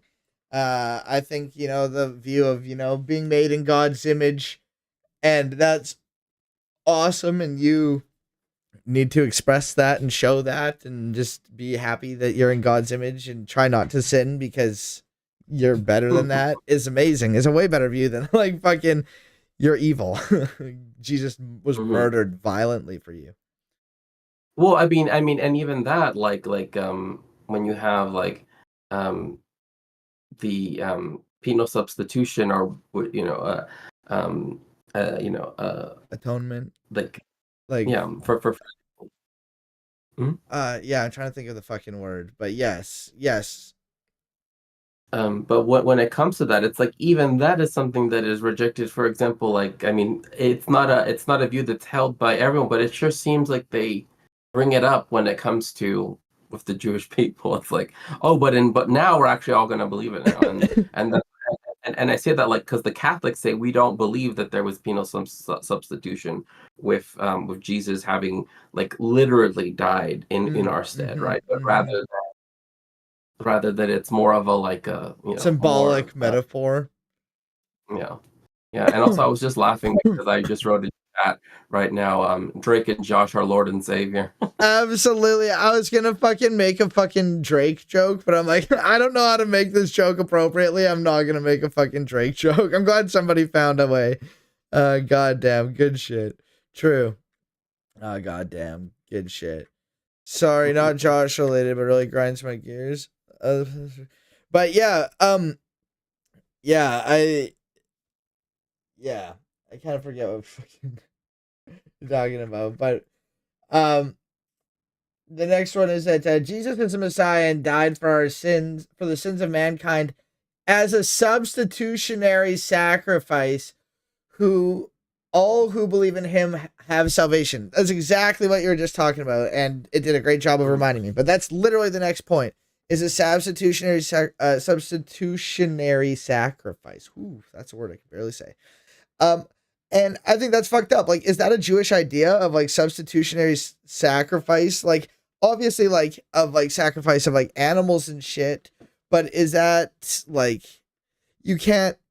Well, the Bible does say that God won't punish fucking people for the sins of their fathers, but it also says that He will, and He does, punish people for the sins of others. So I don't know. But is that a So, view? I don't know. well, in the sense of one, I mean, there is of course the explicit ban, and this is something that it likes to make in reference to to other Canaanite peoples. But if we actually look at it more literally and again more in a historical basis, is the outright ban in the Torah of human sacrifice, and there is an understanding that when you have the beginnings of the writings of what would become, right, like the full Torah and then later the Tanakh, that what you see is like the switch of no longer one of being outwardly against human sacrifice, which comes at odds with, and if I can go into like, well, there was like the cult of the skull before, and we can go into that, but that's like prehistory. That's like pre-writing, so that's like a prehistorians, right? Would focus on that. So you do have things like that pre-existed, but with like Baalbek and other such things. But bringing it more into the written sphere is like we do see this long period of time where the cult of the skull, as it's often called, right? Like and the idea that human sacrifices would have occurred do have a dearth for a long time. And then you begin to start seeing in written history that people take an active, right, desire to not identify themselves with that, particularly because it's usually seen as something like, and if I may use this word because it has this history, right, is like for example, like the term heathen literally means someone who lives on the heath, someone who does not live in the city. Yeah, I yeah. mean, Like an that's outsider. all. Yeah. And so as opposed to a civilian, right? Someone who lives inside. So that's why the idea of heathenry and everything like that is usually this idea that people that live out in the countryside, right? In fact, the word pagan comes from païen, which means like, and in fact, it exists to this day. I mean, like now, it exists as a nice way of saying like, oh, like my compatriot, like in Spanish, like in Mexican, said like mi paisa, right? You say that like mi paisano, right? Like that is essentially, etymologically speaking, origin from the same word as pagan, right? Because it means my from the countryside man, right? So yeah. That is super fucking interesting. What are your thoughts? Because we're kind of like, and I know it's not related to what we're talking about necessarily, but fucking human sacrifice were brought up. What are your thoughts on the idea that the reason that human sacrifice was banned was because it was too powerful and that God couldn't say no to it? Which is substantiated in like Kings with Manesha and fucking Ahaz with the fucking sacrifice of their son. Well, so when it comes to the theological ideas behind why one human sacrifice is not, is because again, there is an understanding that so if I may just quickly refer to the Gemara, which is what people might traditionally call the Ha-Talmud, or the Talmud, there is a view, and this is a very, very old view, that dumpstering an entire person is dumpstering an entire world, right? So it's this belief that to do that, and same in the opposite, right? And in fact, it's been made famous thanks to Schindler's List, the movie. To save even one person is to save the entire world, right? So it's this idea that to sacrifice a human being in this way would be one against the idea of Betzelem, which is in the image, in Betzelem Hashem Hashem. So there's that, and then also this other aspect too, that it would be equivalent to the destruction of the entire world if you were to do that. So in that sense, that is why, in terms of theological ideas, that is not to be done, and that is from both a rabbinical discussion that happens even from the days in Yavne. So Yavne was where the Sanhedrin essentially established itself after the Roman occupation and everything of Jerusalem, when they finally so even in the very beginnings of the Mishnaic period, essentially, and technically this would have been the Gaonic period, but so during the Gaonic period, when a lot of these ideas were sort of being discoursed about, When was this, there like already was 100 to 200 CE ish? like it would have been like just after they completely like demolished the whole city, like I think after the Bar Kokhba revolt and stuff like that. Okay. So like after So 66 ish. And so, well, I mean, what we understand is that they are responding to even an earlier set of rabbis that also, right, that taught them, etc., right, that they also understood it as that human sacrifice was bad in and of itself, right, like the act itself, because of course it's murder, right, that is an act against Hashem, but that also it's an act against his creation, right? Like creation itself, right? And so that's another theological way of thinking about it, that it's like, because we're B'Tselem Hashem, right, in the image of God, then to even begin to think about, right, the idea of murder is already to think that we would be willing to sacrifice the entire world for something so, whatever petty thing it could be, right? So Yeah, because I think it's interesting because like I heard like, and we don't need to go too into detail about it, but maybe we could talk about it at another time. But yeah, like I think it's super crazy and interesting because it's like reading through the Bible and shit, and like getting to the point where fucking yeah, fucking Manasseh and fucking Ahaz fucking they sacrifice. They're losing the battle and they're getting fucked up real bad, and then they sacrifice their son, and then they start winning. So like God's in favor, like you know, like he like that's what's like so fucked up to me, and like I've never really understood because it's like that's why like the theory of like it's just too powerful and he can't say no, that like fucking they did the thing and now they have to win. You know what I mean? Or you know, like I don't know, it's just super. That's just one of those things that when like reading through Kings, it's just like that's interesting as fuck. well, Like, what it's is that? interesting to me, and I wanted to ask if you would let me know the chapter verse number just so I could look Yeah, it up in the Hebrew. King Maybe that, 16:3 is where um, that happens, I believe. King 16. Yeah, I love the fucking First Kings or Second Kings. First Kings. Kings. Let's see. So one thing I did want to say is that when it comes to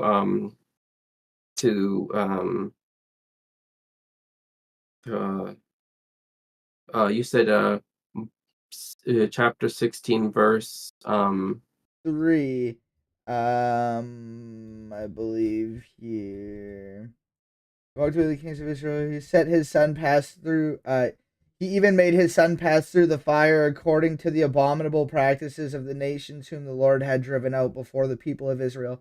He sacrificed and made offerings on the high places, on the hills, and under every green tree. The king Rezin of Abraham, King Pesha, whatever, and then it starts to like they start to like, get driven out. Sorry, this is Second Kings 16. Sorry. Oh, okay. I was like, sorry, no, I was wrong. I was incorrect. 6. I have it open. I should have fucking. Sorry. No, it's fine. It's fine. That's why I want to make sure that way I can get to the right part. Yeah, because I know it's right before King Hosea. So yeah, Ahaz, king of Judah. So okay, it's 20 years old. Yeah, he did not do what was proper in the eyes of Hashem, his God, as David, his forefather, had done. He went the way of the kings of Israel. He even passed his son through the fire, like the abominations of the nations whom Hashem had driven out before the children of Israel. Oh, I see. Okay. Very interesting. Okay.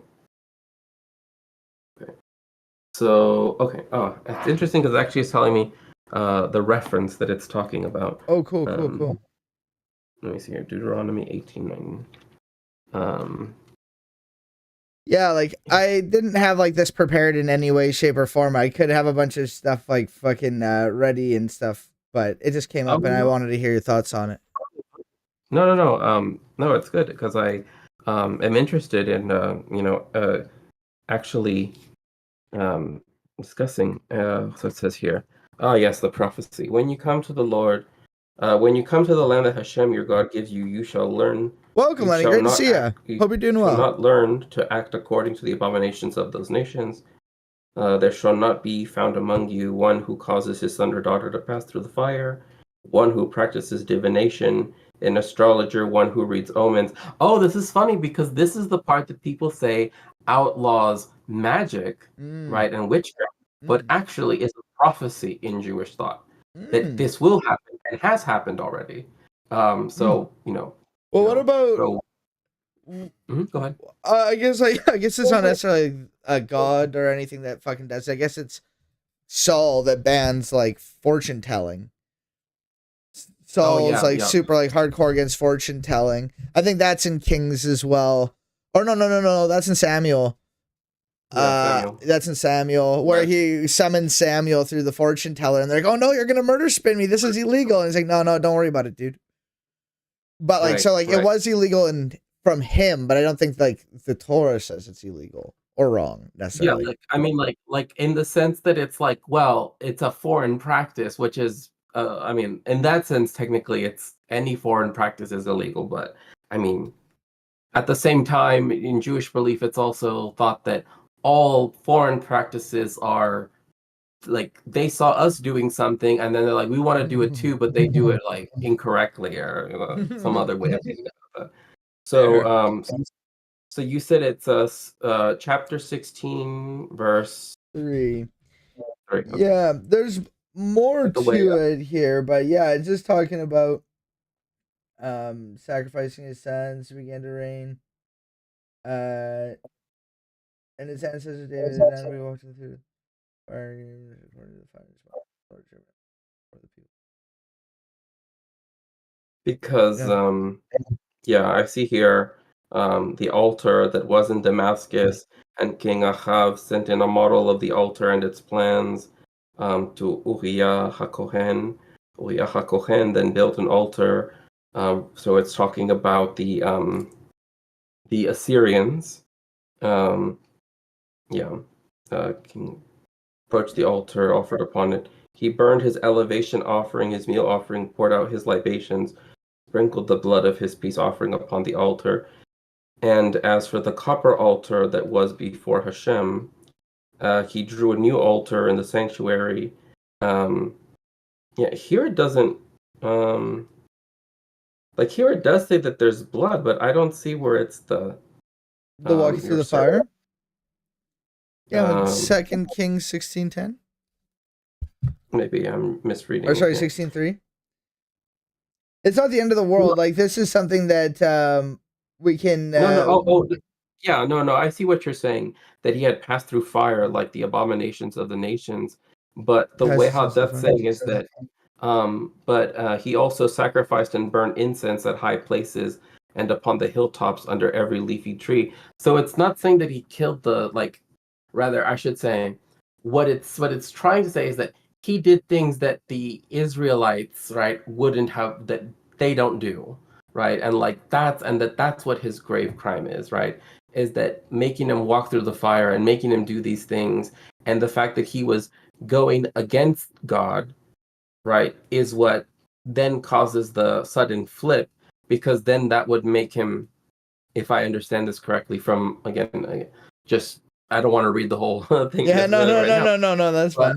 But from what I remember is that because Hashem like turns the table, so to speak, is that then that makes him now have to like that now puts like the ball in his court, right? Like now if he does or doesn't do something, now he can't say it's because of like he doesn't know the power of God or whatever it might be. But again, that's just what comes to mind right now. No, that's fair. Interesting. Fucking yeah, that's something that we can look into more at a later time, because I do want to learn more about and ask questions about that type of stuff, because that is super interesting. But yeah, so I guess back to the main thing that we were talking about here. Yeah, so like there's a lot of different things that are on this list. You don't have to go through every one with this Jews for Jesus thing, but I think that Jesus will return personally in order to consummate the prophesied purposes concerning his kingdom.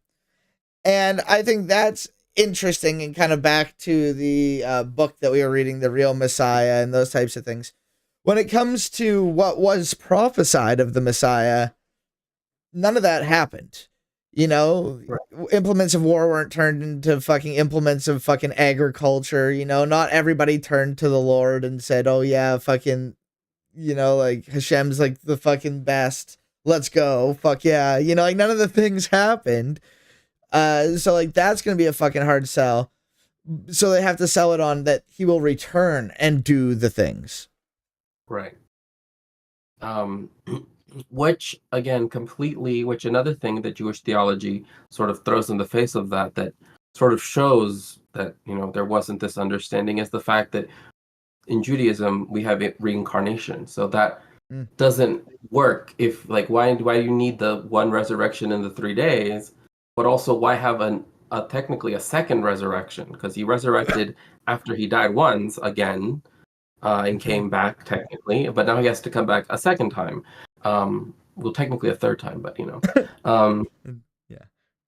But the point being that, of course, that this next time that he shows up, it's going to be, the latest and greatest of everything.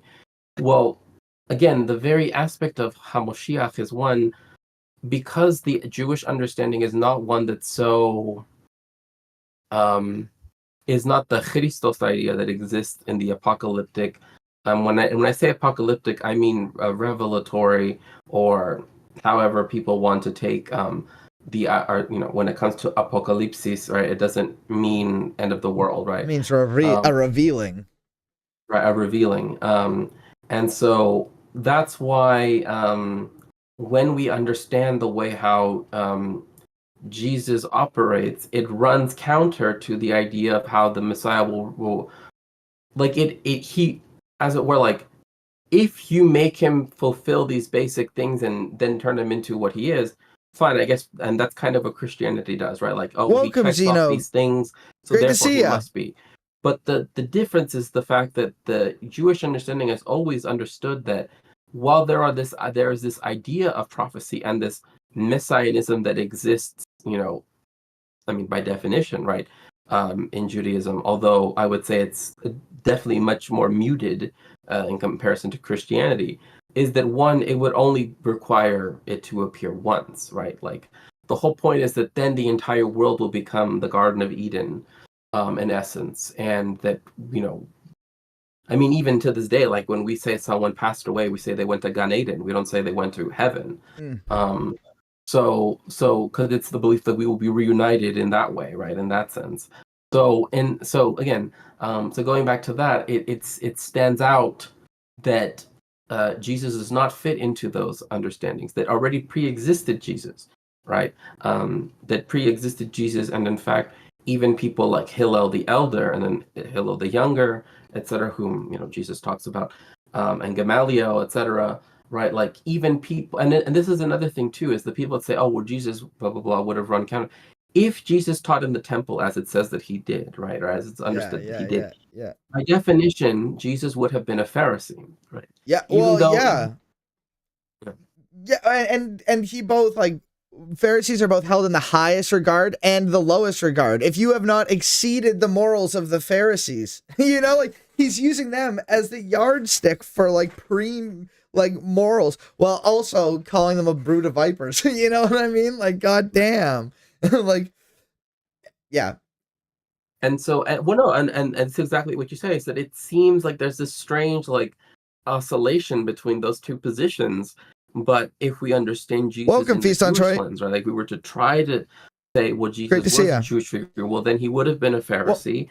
Yeah, go ahead. Well, one thing that's also important, and one of the reasons also, back to why I think the biggest trick the church ever played was putting Matthew first. Like, the evolution of Jesus becoming more and more deified as he goes. Fucking, like, he would talk about, like, the Son of Man coming. He wasn't the Son of Man. He wasn't, he was just a rabbi. He was a teacher. He was going around telling people that the Son of Man is coming, not me.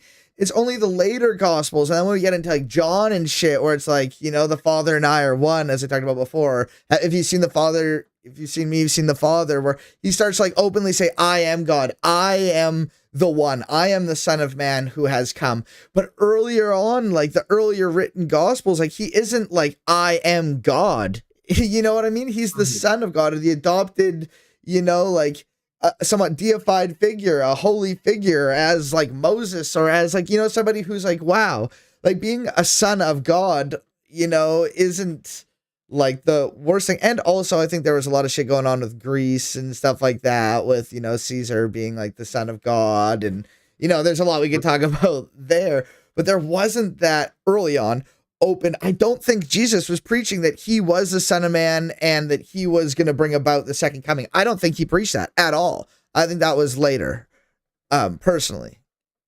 Right. And another thing too is that the idea that they will be a regular person already means that the whole virgin thing has to not be. Another thing is like, well, if he is of the line of David, then why is it through his father, who isn't his father, is actually his That is so fucking funny.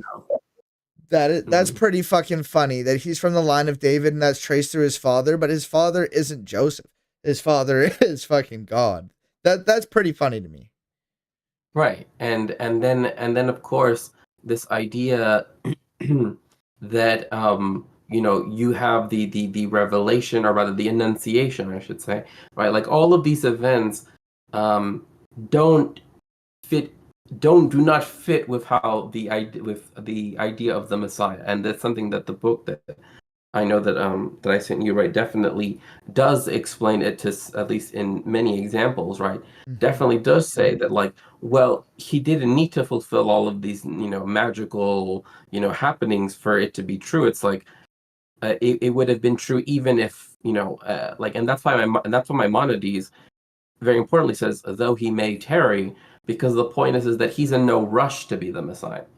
Right, like essentially, he doesn't need anything special to be the Messiah, right? And that's why the idea of like a Messiah existing in every generation also exists as well. Which, if you believe in, again, this one figure that will be the beginning of this, messianic age and the end of it, I guess, wouldn't make sense, because then that means that that nobody else could be a Messiah in their own time. It would mean that, I mean, they're just, I guess you could try to say that they're emanations of him, but again, that's still not how. Another thing too is just the whole divinity aspect. That is not necessary. In fact, that is precisely not according to Jewish understanding, right? Like the idea of saying Jesus can be contained within in some form in creation is to limit God, right? Like at least that's how it's definitely seen in Jewish thought. Well, and even the presence of the Holy Spirit, I think, and correct me if I'm wrong, isn't that it's necessarily a different person, but rather the acting force upon the earth in which God moves.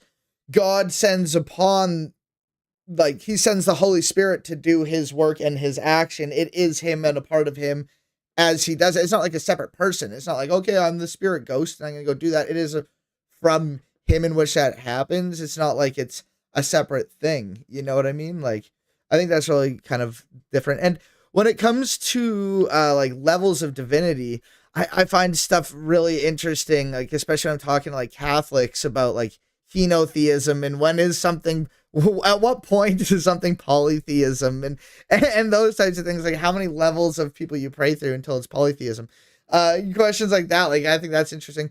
But even in like Jewish thought, it's not that it's like polytheistic or that they're gods, but there is levels of divinity, like Elohim. There is God, like God, the Father, Hashem, and then there is like the divine beings, like angels. You know what I mean? Which are a subset of divine being.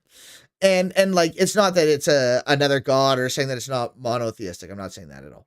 But like there are subsets of divinity, levels. In the words of the great McMillie, there's levels to this shit. You know what I mean? And the Christology of Christ, or how high up on this level is he, is something that's super important and super crazy to see as you go through the Gospels. You see it rise, and rise. You know what I mean? From that level. And from like kind of like maybe even like an angelic being to like straight up fucking God, dude. Or just like, oh wow. Well, I mean, one thing that is interesting in that is that definitely in the Greek and Roman view, and the idea of what like an angel existing as its own entity is something that already pre-exists.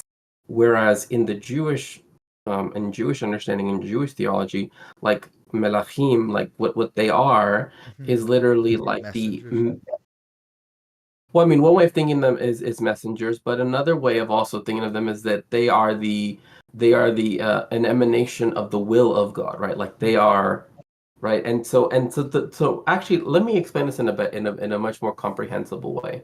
In Rick and Morty, the Meeseeks. Yes, I know very little about Rick and Morty, but I know the Meeseeks. They're the ones who just wish for death. They have a purpose, they do it, and if they, yes. Right. And that is exactly how angels work in Judaism, more or less. That is the best we could describe them. Yeah. So like when people say, "Oh, well, that this particular angel did this thing, and that's his like, well, like, and especially when you have the more the when it comes to scholasticism, so more in the Middle Ages of like the different rungs of angels, right? Which I'm Mhm. not saying that they are never spoken about in the Jewish Bible, Yeah, there are but different rather types of angels that do different roles and purposes. right. But the way how they're understood is representing different expressions of the will of God, right? In the European context, there, especially in the once you have like the Catholic Church really, and even the Orthodox churches as well, is that they really take a specific view where they not only are anthropomorphic, right, where they're like human beings, but that they essentially are like they have human qualities as well, and like that's what especially allows people to very easily grasp the idea of like a deified person, right? That's kind of like what people think an angel is in many ways. Mm. But again, like in Jewish belief, like as soon as that angel has finished doing what they were meant to do, they no longer exist because they don't have a purpose, right? Like Mhm. they're like a mystic, like they exist as a simple emanation, and then they right. So if that were to be true, then the whole fully man part cannot be the case, right? Yeah. It's like if you actually put it under in the lens of Jewish theology, then one of those has to go, and you can't have either of them go if you want it to be Jesus. You are, right? Buffy. You But are. however, if you want it to be Josh, whole different story. Josh. Okay, I have two questions that might take us down tangents, but it has to do with angels. I probably got like more than that. So fucking Chad did ask fucking like what do angels do, and like different angels had different things. Like Satan was like the opposer, who is essentially like a more of like a role than anything, right? More of like the divine prosecutor role, essentially. Would that be a way of saying it? Somebody who puts stumbling blocks in your way, fucking tries to like get to shit.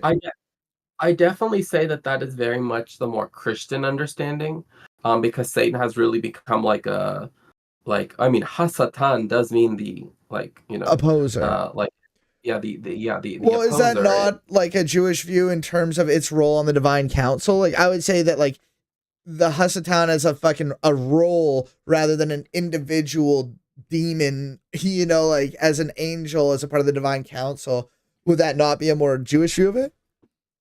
Like I would say that sure, when you would say go up to the heavenly courts, as many rabbis will say, and it's funny because some rabbis have apparently been able to deduce what is the first question you will be asked, because if they catch you in a lie in this question, which ostensibly will be caught in one, then Hashem is going to be like, so what now, But apparently it's, were you honest in business, which I find is hilarious. Is that serious? That is the first question they say that it'll be? Apparently so, that the first question you hear when you enter the heavenly courts is, were you honest in business? And if you lie, they're gonna catch you. That's good shit. So so yes, in that sense, you would have the idea of Tasatan, like an opposer, right? Someone that is right, but then I feel like that's kind of like taking it a bit too much, because then people are thinking of it as a separate entity, right? Yeah, Like yeah. I think like putting in that framing makes it seem that it's not Hashem. Like Hashem, well, maybe I shouldn't put it this way, but I don't want to say Hashem is. But I think people understand what I'm trying to say when I say that it's like in the idea of the heavenly court, like the idea that there would be so we have the idea of like ayin hawa, or like the idea of the bad inclination, right? And it's like that will, as it were, like list, quote unquote, again, not literally, like sort of be perhaps that, but to say that it's like a that it's going to be like a adversarial court system, not exactly, right? That's fair. And I guess maybe this might clear it up a bit here. Do angels have free will? No. Yeah, and I think that that's really important from like a Jewish point of view, is that like they just essentially do their orders. Yes, they are literally just taking orders. Like, they're literally just doing that. And I think that, like, at least in, like, the Bible, like the Hebrew Bible, like in the Old Testament, as many might know it as, like, it's very much more like God is the one who brings about the good and the bad. God put upon, I believe it was Saul, evil spirits. God brought that upon him. It wasn't the devil that brought it upon him. And even if it was like the Satan, fucking, it's of God. They're on the same team. Like, and like, they on the same team. Like, once again, I don't want to like anthropomorphize Satan as the fucking pitchfork guy, but like, those are all essentially like his Pokeballs that he's throwing out, and God's the one controlling them. And they just do fucking thunder shock when they need to. Yes. Satan, choose temptation. Yeah, and essentially Hashem is the greatest Pokemon master that ever lived, so to speak. Yeah, and I mean great in the mean of like important and And biggest collection, greatest in every way, fucking best Pokemon collector. And so like in that sense, yes, and so that's why like when it comes to like the idea of like of Lucius or Lucifer, right, like all that is separate, like all of that, like the fallen and the like when people start to bring up all this, I'm like, I like even if like if there is a passage or something that sort of talks about something, people always want to take it to what they already know, right? And that's where a lot of the problem lies, is that when it comes to angels, like if I describe them as Meeseeks, then they're like, oh well, I get that, right? Because it's like, you press the button, you tell it what you want, and it does it, and that's essentially how they function. And they don't exist in this outside way, but in the same way too, like we also have this legacy of the advocatus diaboli, which is the Latin for the devil's advocate, right? Which was a position that actually was a position that existed in the Vatican, right? Up until John Paul II, he's like, actually, we actually don't need a devil's advocate anymore. But what they use the devil advocate for was when people were trying to get sainthood. They would say, well, were they really that good in the life? So essentially that's where that idea comes from, right? Of them being like actually bringing up the negative things, right? So that's why it's like, on one hand, yes, but also Jewish people don't have the same view of the afterlife as Christian, right? And so like in that sense, like when you like one view is that essentially for 1 year you're put into this like washing machine. That's what I could describe it. Washing machine that like sort of purifying machine. Yeah, one of those things that takes off the rough edges of rocks and gets them nice and shiny. Right. A rock tumbler. Or as one person told me, it's like you essentially, and of course I mean this in a completely legal way, is like you have your a medical professional give you a lot of ketamine, and it's like a year long. Yeah, it's essentially a year-long table, right? Where it's like all of the things that have happened in your life, right, sort of all come out, right? Kind of like in that way how ketamine is used to treat depression and PTSD, right? And so in that sense, and then everyone is, but at the end it's pretty much at the end everyone pretty much understands that then the souls are reunited in Gan Eden, right? But we also have the idea of reincarnation. So also until Moshiach comes, until then, the souls will keep being in and out, so to say. So it's essentially, and I think like, and I do have one more question about angels, which we'll come back to.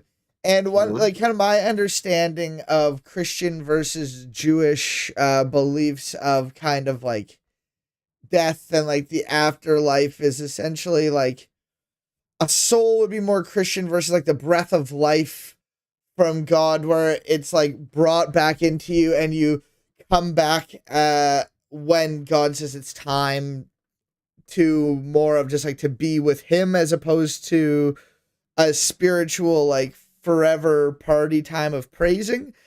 Or like like what does that afterlife look like? Because and I guess it really depends too, because like David and shit would probably just think it was more like Sheol, like the pit, or it's just like darkness and just like or did like they believe in like an afterlife too? Because like I would say that my view is more like the pit, like Sheol. You just go to darkness, and just that's it. And like yes, you could be like have the breath of life brought back into you, but for the most part, it's just a pit. But then I know that's changed and evolved and grown, especially like after like the Second Temple period, and a lot of different things have changed, and that view has shifted. But like, what is the view now, essentially, on like what does it look like, if that makes sense? So the sort of culminating, I guess, experience would be that, I mean, essentially you get readmitted into the Garden of Eden.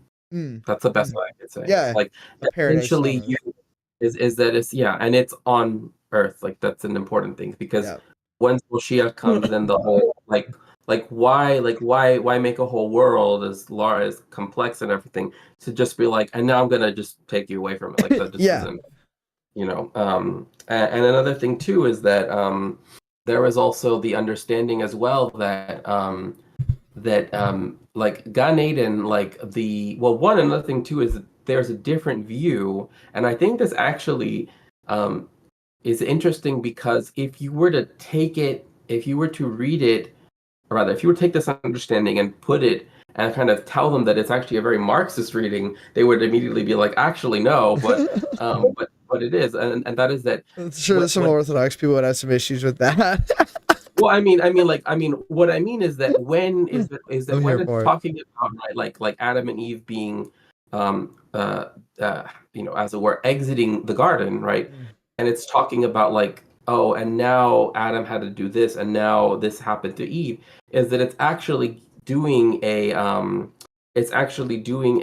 separation of labor, right? Like that's actually what it's doing. It's literally a division of labor. Well, that's what it is. Like the figure quotes curse, or essentially the consequences, are both are labor bound. They all have to do with fucking labor. The snake will now crawl on its belly and it has to labor. It no longer has legs. The fucking and then a lot of it has to do with the stomach, which I think has to do with stealing God's food, and there's some things behind that which we don't have to talk about. But then pangs and labor, giving birth, and that men will have to labor and toil over the soil, but thorns and thistles will rise for you. It's very labor based. Yeah, and so that's why I've always said, like with the Tanakh, essentially what you have is you have the history of a tribal society as it transitions over to a class society, or at the very least, I mean, definitely a slave society, that's for sure. But essentially, definitely a caste one as well. So I mean, that's essentially what you get over the sort of the entire thing. And again, that's read through a very Marxist lens, but that's also read through a historicist lens as well, or rather, new historicist lens. Another thing, so to get back to what you just mentioned, actually, you know what? I'll let you finish what you were saying. I don't even remember what I was saying, but I guess Adam and Eve does tie us back into it. It adds one more question, but it ties us back into the angel's question. Because when Adam and Eve leave the garden, a flaming sword comes down and it's guarded by cherubim. Fucking the Jewish view of cherubim, like from like the Mr. Meeseeks point of view, are they still there just like praying to die? Or what are your thoughts kind of on the cherubim? Like, or are they kind of metaphorical? Did it get like cut off? What are your thoughts, or kind of what are the thoughts on that? So one thing about there needing to be like protection from is that once essentially it's no longer mentioned, right? Like once it's no longer visible, right? That the garden is no longer visible, right? Like the need for the cherubim is no longer there, because the whole point is that one thing to keep in mind is years, right? Like hundreds of years happen from when they exit the garden, and from when, say, they have their first set of sons, and then their next set of, and their the rest of their children, whether or not they're explicitly mentioned, right? Because Yeah. like people often say, and I actually remember this because I once saw it as like a meme, and it was like a Renaissance picture of, maybe I shouldn't even say because it's kind of like, I don't know, it's a little bit too much, but You can say it on essentially, my stream. Trigger warning, as long as it's, everyone gets warned. I mean, essentially what it said is that it had a picture of them, of the, of the Adam and Eve and their sons, and it literally said, I won't say everything, but I will say it said this. It said no one else to fuck. So I'll leave it at that. Yes.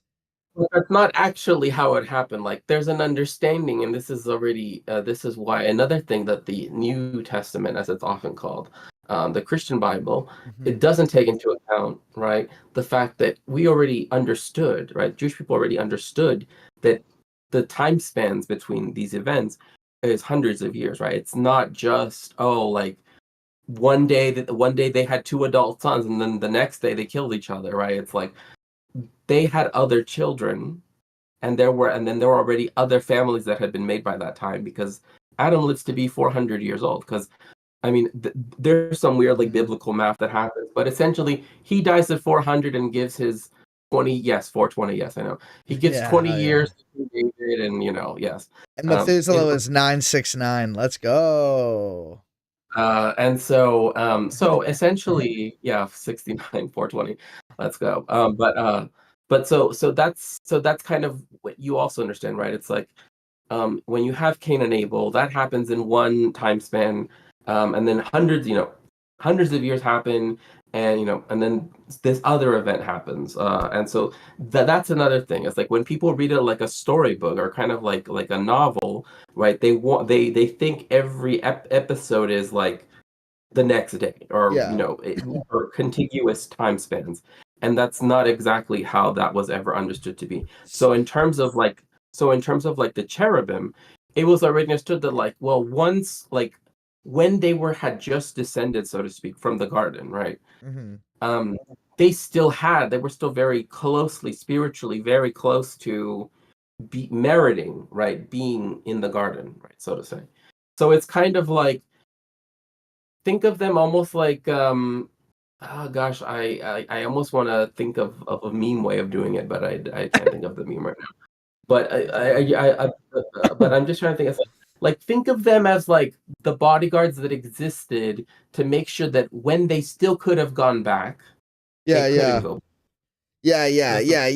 Like, they're too far to turn back now. They probably don't even know how to get back here. Fuck it, we're good now. Yeah. Because that makes sense. And that's the reason why it's like, well, how come they're never really mentioned? Well, because they stopped existing. I mean, they stopped being needed, because once people started to die, right, like in the sense of Cain and Abel, which is already many years after, they've already moved all over the place. So it's the garden is already forgotten, and so the cherubim are no longer needed, like, to be guarding, as it were, like the gates, quote unquote, right? There. So would you say then, and this is a little bit to this, I still have one more angel question. So to the time frame there, would it have been that God would have created other families as well in that time, or would it have been like inbreeding still, just like over a longer period of time? Well, because like even with a long period of time, it's still inbreeding. Like it's just like a long period of time, so it could be like your really old sister nonetheless. You know, you know what I mean? No, I know, but you're making it seem as though like, well, no, but like they're like their specific familial ties, right? Like, so assuming that there's 5 generations in each 100-year period, right? And they would have all had many children, and they all would have wanted their own place of land. So like that's kind of the thought, right? Like, well, they all would have like essentially they all would have been like nomadic goat herders. So of course they would have gone 500 miles away, right? So there's an understanding in that sense, but like, another thing too is, how should I put this? Well, Engels talks about this. Who, interesting enough, his name means angel, but is that we mustn't think of like what family meant in the Tanakh, and especially in the Torah, as though it existed in the sense of the nuclear family, right? Like when in a tribal society, and this is something Engels goes into in the foundations of the family, private property, and the state. Who are is that, or they? rather the And origins welcome. of them, is that in tribal societies, and this is something attested to by anthropological literature, is that the idea of what a father was or what a mother was, one is everything was matrilineal, which Judaism still keeps to super this sus. day. And that also, because that's the only way to technically prove, right, like descent. And that the idea of a mother and a father spans like all of your dad's brothers are all your dad, right? And all of your mom's sisters are all your mom now. And like it's kind of hard for us to think of that because we're used to thinking of like our mother and our father in the nuclear sense. But back then it was like when like that saying, right? It takes a village to raise a child, literally. Yeah, for sure. So and that's also why, like, if you read older like stories, that's another reason why like they will refer to people as like mother blank, right? Like, oh, because it's you know, especially like if you read a lot of medieval things, they refer to someone as like, oh, this is my mother as well. And sometimes it's kind of hard for people to break that down. But again, the closer and closer we get to tribal societies, the more and more common it was. So the whereas now it's very different. So in light of that, I would say that the initial generation that is described was not the full generation that was had, as so to speak, right? It wasn't the original brood was not just the two sons. Yeah, right? yeah. There were other ones that would have went out. Yeah, from that they there, would have went but- out and so to speak. Yeah, and then they would have evolved, I guess. Yeah. Yeah. But like the initial ones would have been from Adam and Eve. And then like they would have to go their sisters and brothers, like the first ones, and then they go out and spread. Yeah. And then, because then there's other civilizations. Then that genetic spread has to happen. And so another thing too is that one thing I wanted to note was you mentioned the breath of life. Yeah. I'm very interested because it's an important thing to remind, as much as Ben Shapiro would like to say it's not, is that Jewish thought is very clear that one, not only is abortions okay, and in fact it's actually a commandment to do so if it endangers the person, the womb haver. Well, I mean, I was about to say the person who is carrying the baby. That's fair. I was a little bit tongue-tied for a second. But the person who's having the baby, right? That you must do so. The reasoning why is because they're not born until they take the first breath. So like this idea that life begins at XYZ, it actually begins in Jewish thought with the breath of life, quite literally. Absolutely. And that's huge and super important. And I'm very glad that you pointed that out and came back to that, because that is huge and super, super important. Because like, and even like the whole, like, before I formed you in your mother's womb, I knew you, was speaking to, who was that? Isaiah in particular, like a dude in particular. And even then, like, that just implies like the ones that made it, even if it wasn't talking about an individual dude, which it was, you know what I mean? Like, that's some fucking bullshit. Fucking no, the breath of life is when life happens. And very true. Based. Well, I mean, another thing too is that a lot of the terminology of like blessings when it comes to like newborn children, is sometimes translated as like, we're talking about just this one person. It's like, oh no, like this was a thing people said every time that they had a child, right? That it was like a way of like, especially if they live, past a certain age, usually before the age of 2 is typically. But even to the age of 5 in most cases. I have someone in my chat asking me a question. So how did Jewish people view blood quantum? Well, this is sussy as shit. Fucking, oh, sorry. At least we're in my chat, I feel. But from a Christian perspective, that was always taught that God knew there was going to be a prophet at that time, as he was prophesied in the first 5 books. It only recently has been co-opted to mean a fetus.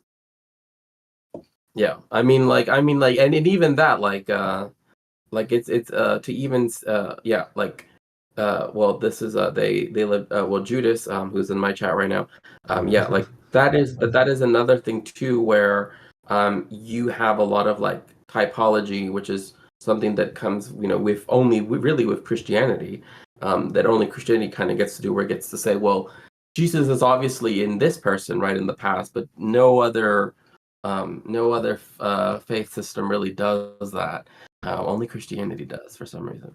I'll never know why. But so when it comes to blood quantum, I will say this: blood ideology, that is to say, like the belief of the beginnings of blood quantum itself, were ones that were actually used against Jewish people and did not come into use until the very beginnings of racialization, which is essentially a relationship of power, right? Like this is something that Jody Melamed has written quite extensively about when talking about racial capitalism. But even in its initial instances, and in fact, I was going to reference another book to go alongside when we were speaking a little bit about anti-Semitism, was The Invention of Race in the European Middle Ages by Geraldine Hang, because even like the initial conceptualizations in the high, from the high Middle Ages to the late Middle Ages and then the early modern period, which we often call the Renaissance, begin to take different shapes, because there was still a theological view of difference, but the idea of a racial view of difference did not exist until the late Middle Ages, when ideas about, interesting enough, commodities were placed upon human beings. And that's actually when the concept of race was first applied to human beings in the way how we understand, more or less how we understand it now. And so that's when the idea of purity of blood, and therefore blood quantum, comes to play a role, particularly with the Inquisition, right, where you have the concept of, again, limpieza de sangre, or purity of blood, that is to say, depending upon which jurisdiction. 100%. But October, some do of you them know were as they strict love as that Judas? Are they okay, or are they sus? You Their cannot, name's just sus. Are the they okay, Inquisition or are would they say, sus? we're going to bring you on trial because we suspect that someone in your, and this is in time immemorial, right, may have had Jewish ancestry. That was enough to bring you into court for the Spanish Inquisition, right? So some of them weren't necessarily that strict. Some of them had it up to so many generations. These are reflected in the Nuremberg laws in the 20th century in Germany, and oddly enough, now used in the state of Israel. Well, maybe not that odd enough, but used in the state of Israel to define who was a Jew using the Nazi blood quantum laws. So to put it that way, the Jewish view of blood quantum has historically been a very negative one, right? But the idea of lineage, right, and the coupling of those two things didn't necessarily become one and the same until this period in the late Middle Ages. Now, as for the idea of matrilinearity, it's very important in Judaism because, one, again, we're talking about tribal society. So this would have been prehistory, right? So this would have been before writing. And that's kind of where we, like, before the first civilization, so before ancient Sumer, which was 6,000 years ago. We understand that even understanding Sumer itself is important and often very difficult, because and we already have these preconceptions that are then we project into the past, but their view of how lineage worked was Welcome, also Chromatic based in a Mage. Great to see matrilineal ya. way, because that's the way you could prove that someone was related Fuck to yeah, someone based. else, right? And so that's the reason why, for example, you have in the Song of Inanna, which is one of the oldest texts we have, that we know Based. I was hope I written didn't scare by them away. a I just get woman, nervous and with is the definitely topic. praising I just get nervous womanhood, with at least in the name. the But again, Judas and I'm is using based. I the agree. traditional binaristic, and I use traditional in air quotes, of course, the binaristic understanding of that, is that you actually have a part where she's saying, "Praise my vulva," like she's, and this is like, again, this text is like 4,000 years old, you know, it's in a cuneiform tablet, but it's meant to understand. It's because there was an understanding of, even with the Sumerian kings list, that you have an understanding that it's all matrilineal, and the relationship to each other is matrilineal, and you don't really get patrilineal um, like real patrilineal, like as we would understand it now, until you start to have these interesting enough crises. And this actually goes back to what you were noting about Paul and his kind of like hatred of women, right? This actually happens in the Roman period, where you have you have a discourse called Ovidian discourse. And Ovidian discourse looks at women as a sex object and something to be denigrated, something to be, and this is where you actually get many, many times over in Europe, literature that essentially says, don't marry, just hang out with your bros if you do have to, because like they're all Stacy's, but if you want to remain a giga chad, like you just stay away from them, right? And effectively, that's how that worked. And so when it came to a lot of these ideas too, usually when you have that switch from matrilineal to patrilineal, it comes with crises of this sort, right? Where suddenly the relationship between the two sexes is juxtaposed in one of these two ways. So in that sense, that is how those two have been apart and come to relate to one another. So blood quantum is a more recent thing, but matrilinearity goes back into prehistory. And so in Maori culture, it was the same traditionally, as how you were Maori. Definitely, in the way where Maori tribes tried to honor someone who had multiple backgrounds, right? And so that is why many forms of non-Orthodox Judaism, but perhaps the best way I could put this, do emphasize that it doesn't matter which half of you, quote unquote, is Jewish, right? That's often how their marketing, so to speak, goes, right? Because now there's that understanding that, like, for the people that have been, like, for anti-Semites, right, for people that are anti-Jew, it doesn't matter which half of us is Jewish, so to speak, right? It doesn't matter what percentage, right? So, Or that as well. That also has a lot to do with it too, and that's also been a way to and to also to do that. Red Dresy says here, blood quantum has to do with eliminating indigeneity, which is true. In the same way, blood quantum has been used as a way to erase Jewishness historically, because people have been trying to obfuscate, right, or trying to hide, right, the fact that they have Jewish heritage because of the blood quantum that you have colonialist, Western colonialist, white supremacist countries, pervading throughout the world. So. Yeah. That was great. I have nothing to add except for that if you're interested in ancient Sumerian or anything like that, the YouTube channel Digital Hammurabi is really amazing. Amy Lewis and Josh Bowen both do Sumerian, and they do studies of that type of stuff and biblical studies as well, but a lot of stuff on Sumerian. They even teach you a little bit about how to read Sumerian if you're ever interested. But they do a lot on Sumerian stuff and read texts and really cool stuff if you're interested. Digital Hammurabi. Check them out. I just got to give a plug to them because they're awesome. And you said Sumerian, and that's the only thing I can add. That was great. And then you had some other questions as well, or rather, I believe those were your angel questions. I did have one last angel question on kind of your view.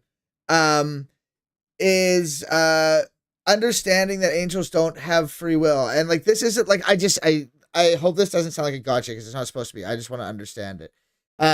What about the Nephilim? How does the Nephilim come into play? Because that is super interesting to me, and that's always been interesting. And I've never understood the Nephilim, which are in Genesis 6, I believe. And like that's so interesting to me. I've always been like, wait, what? How does that even work? That's always been crazy. By any chance, would you have happened to possibly? I mean, perhaps I'm presuming no. But I actually did I guess a co-stream with Zira, where we were actually talking about how that Ronald that Ronald McDonald is a Nephilim, because Nephilims are clowns, and because they look like clowns, and so therefore Ronald McDonald is a Nephilim.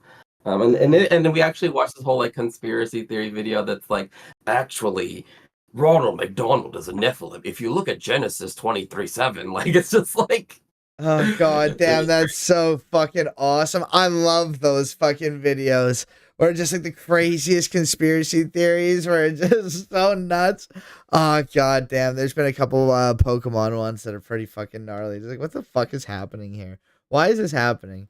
But yeah, but fucking like that's what caused the whole world essentially to be flooded was angels coming down and fucking women and having half breeds, or at least the heroes of renown, or the was what they were referred to. But I think it talks about it more like Second Enoch and shit, which is interesting. Speaking of stories that were super fucking well known that fucking didn't really make the canon, but so just one real quick thing that I want to make sure is like I want to make sure that one of the things we're understanding is and this is again, I know it's not a gotcha and I'm not taking it as such. In fact, I actually really like talking about this. In fact, well, actually, I probably shouldn't get into it too much of that, but I will put it like this: if you ever wanted to go in depth on all of this like theurgy and all that stuff, I'm definitely the person. Yo, I would love to do that any and every day, all day, forever. So yes, whenever you're free, hit me up. Oh wait, someone in my chat wrote, "You, basic human descended from Adam versus the guy she told you not to worry about, the Chad angel reincarnated." Absolutely, absolutely. The old heroes of renown are coming into town. Like you can't fucking compete. Oh my gosh. So there is one understanding, of course. Like there is the understanding that, of course, let me actually take it a bit further. And this actually goes back to the whole like Ronald McDonald is a Nephilim thing that I talked about. Is that they were also seen as representing people of larger stature, right? This is why, for example, giants. Right, giants.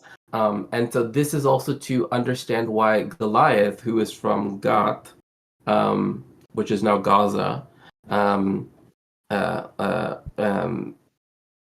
so well, from that area, yes, for sure, is that it's also written in that same passage too, that like certain places, right, where the people were able to survive, and it even explains it in the story of David and Goliath, is that, and again, it was understood. I'm not saying that it's necessarily the consensus position, but it definitely has been understood that Goliath was one of these people that were descended from the Nephilim, right? Because he was a giant, right? And because that area, that particular part of the world, was one of the places that was founded by, and again, if you look into the history of this, into the like biblical understanding of this, is that there is this like genealogical, or at least like in terms of the Tanakh, that links the Nephilim to the city of Gath in particular. So if is it gay if it's angelacy? Angelacy is non-binary as fuck. Yeah, it's non-binary. That's that divinacy fucking. That's fucking completely gender neutral. No worries, Judas. It's fine. So what I will say is that when they talk about the warriors of renown and they say, oh well, that they're a particular class of angels, I guess.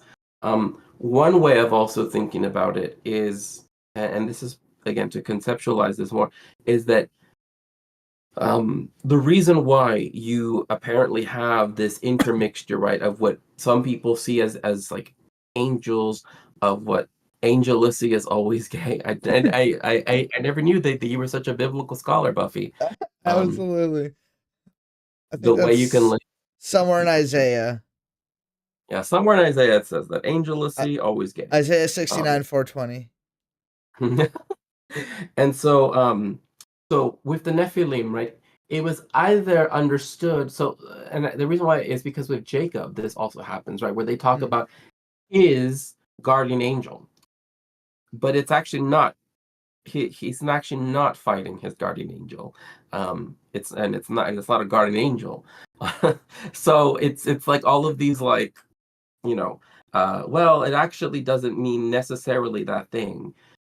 Whether you want to read it as the warriors of old, which you definitely can, there is this belief again that that the closer you were to the Gan Eden, right, to the fall, right, to when it initially happened, that that what ended up happening was that people that had some holiness, right, were mixing with people who were unholy, and that therefore they were doing things that were not according to God's Torah, right? Not according to God's teaching, and that therefore they were off the derech, right? That they were off the way of being, and so that's what merited, because I know that we've discussed it before, is that the sin, and in fact this is spoken about in Isaiah, is that the sin that actually causes like with Sodom Gomorrah, is it's actually against hospitality. It has nothing to do with lubing up anything, right? It has to deal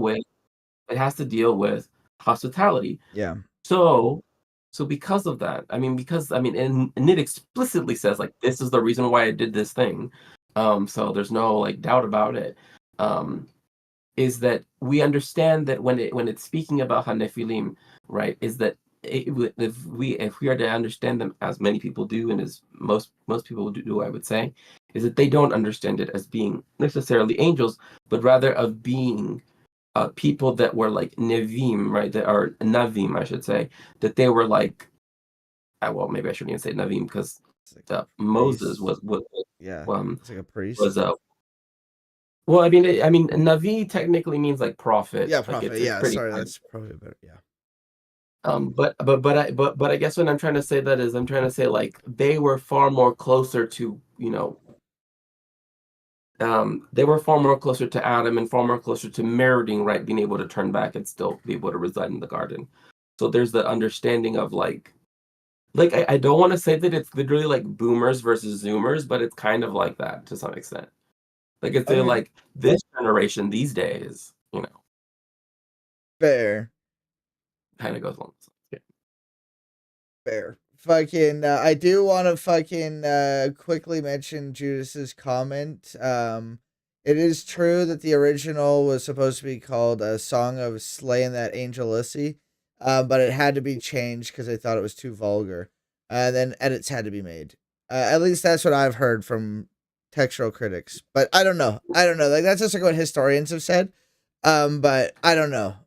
I'm not the expert. I just read the thing. So, the only one thing that I would say is fucking ask about is if Goliath was a Nephilim, then like what was the point in flooding the earth? Like didn't get them all. They hit on the ark. Well, see, it's interesting that you say that because that's also part of the story too, right? That like not everybody that was supposed to have goes away, right? So but again, there's also this understanding as well. And again, I want to remind people like when it comes to how long things took, right, in the narrative, is that it says this like Noach. It took him 200 years to build that boat because it was just him, pretty much. Yeah, and it's my dude got off at 601 years old or some shit like that. Like yeah, it took him a long time to build that. Oh, most definitely, most definitely. So yeah. So there are some. This also goes back to like to kind of like Habavel, like with the Tower of Babel. Like there's also like another understanding. Like if I may just go back to that story, is like I love that story. And this goes back. This goes to a more Kabbalistic understanding. Is that two languages escaped the Tower of Babel? Like essentially, like two guys like just slept in that day, and they happen to speak, two different dialects of the same language that came from God, apparently, but they were just different enough to where they would develop into totally different languages. and that it was Eber Beyonit. So that means that it was Hebrew, which comes from Eber, and in fact, you can actually read this in the story itself. And also Yonit, which means Greek, or rather, or rather Ionian, right? So. Sorry, I didn't mean to change the screen here. Sorry. Okay, we're back. Oh, no. But yeah, no, I love the fucking story of the Tower of Babel. I use it occasionally when I do my communist preacher routine. I like to use it to say that when we came together, we scared God. We can do it again. Imagine what we could do to people. The last time we all came together as one, we had to get our languages changed. Imagine what we could do to the capitalists if we come together as one. You know, even God says it in the story of the Tower of Babel. Like, look at them. If they come together, they can do anything. You know, like that's a beautiful fucking Marxist moment. It's like, I mean, I guess we could now rewrite the understanding of the story as like that was when the people of the earth decided to unionize and they union busted them, you know. Yeah. Yeah, there you go. Exactly. Fair. Oh, goddamn. Fucking. I guess. So, to kind of keep it on the scriptural thing, but to bring it back to what we were talking about, when we were talking about Jews for Jesus, and it's not just a question of understanding or translation or anything like that. It is outright lies in many ways of certain verses. One that I think is very interesting is that's very, very prevalent. Let me bring up my shit here. Is Isaiah 53. Isaiah 53 is often used. I can bring it up on screen here. I'll share my screen. I have it. I'm just trying to look. I want to make sure I have the Hebrew with yeah, me. Please.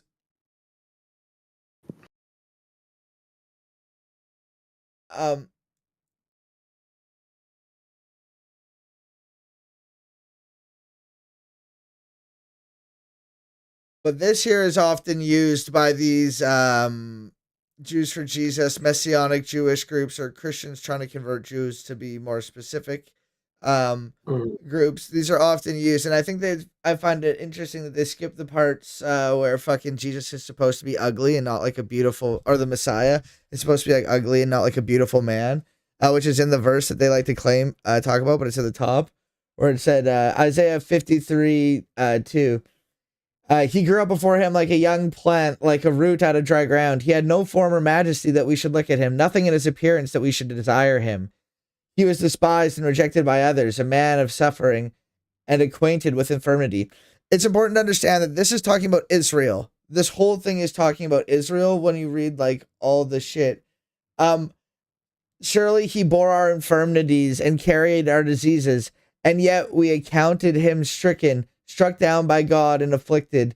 But he was wounded for our transgressions, crushed for our iniquities. And upon him was the punishment that made us whole, and by his bruises we are healed. All we like sheep have gone astray, and have all turned our own way. And the Lord has laid on him the iniquities of us all. That sounds like Jesus. You know? Yeah, it's interesting because this is like the way literally like the way how like the chapter like the little like it usually gives like a little description of the episode. It actually is talking about not about an individual person. Here it's literally called "The Nation's Wonderment at Israel's Redemption." Yes. And so like the whole point is that I mean I understand that how people can read it being Hamashiach. I can understand how it's being that. Because the whole point is the fact that like this goes back to kind of what happens with Avraham, right? That it's like you will be the smallest among the nations, right? It's like it's in that context that I agree. like when they're saying right that it's like the Jewish people are not the most, like the most, I'm trying to think of how we would say it now, right? Like that they wear like the finest clothes and that they wear the, but rather that that they have, however, kept as closely to God's Torah, and therefore that merits them this, right? So there's that aspect to it. It's more supposed to be an aspect of like thinking of the Jewish people as humble and not being a great nation and not being, whereas now they will be a great nation, like because of their steadfast, So yeah, but you can continue going. Yeah, no, that's well, like it continues going on, and like this 100% sounds like Jesus, and it talks about a man, but it is using that as a metaphor for Israel and the people of Israel being crushed and stricken and afflicted. He was oppressed and he was afflicted, yet he did not open his mouth, like a lamb that is led to slaughter, and like a sheep that before its shears is silent. So he did not open his mouth. By a perversion of justice he is taken away.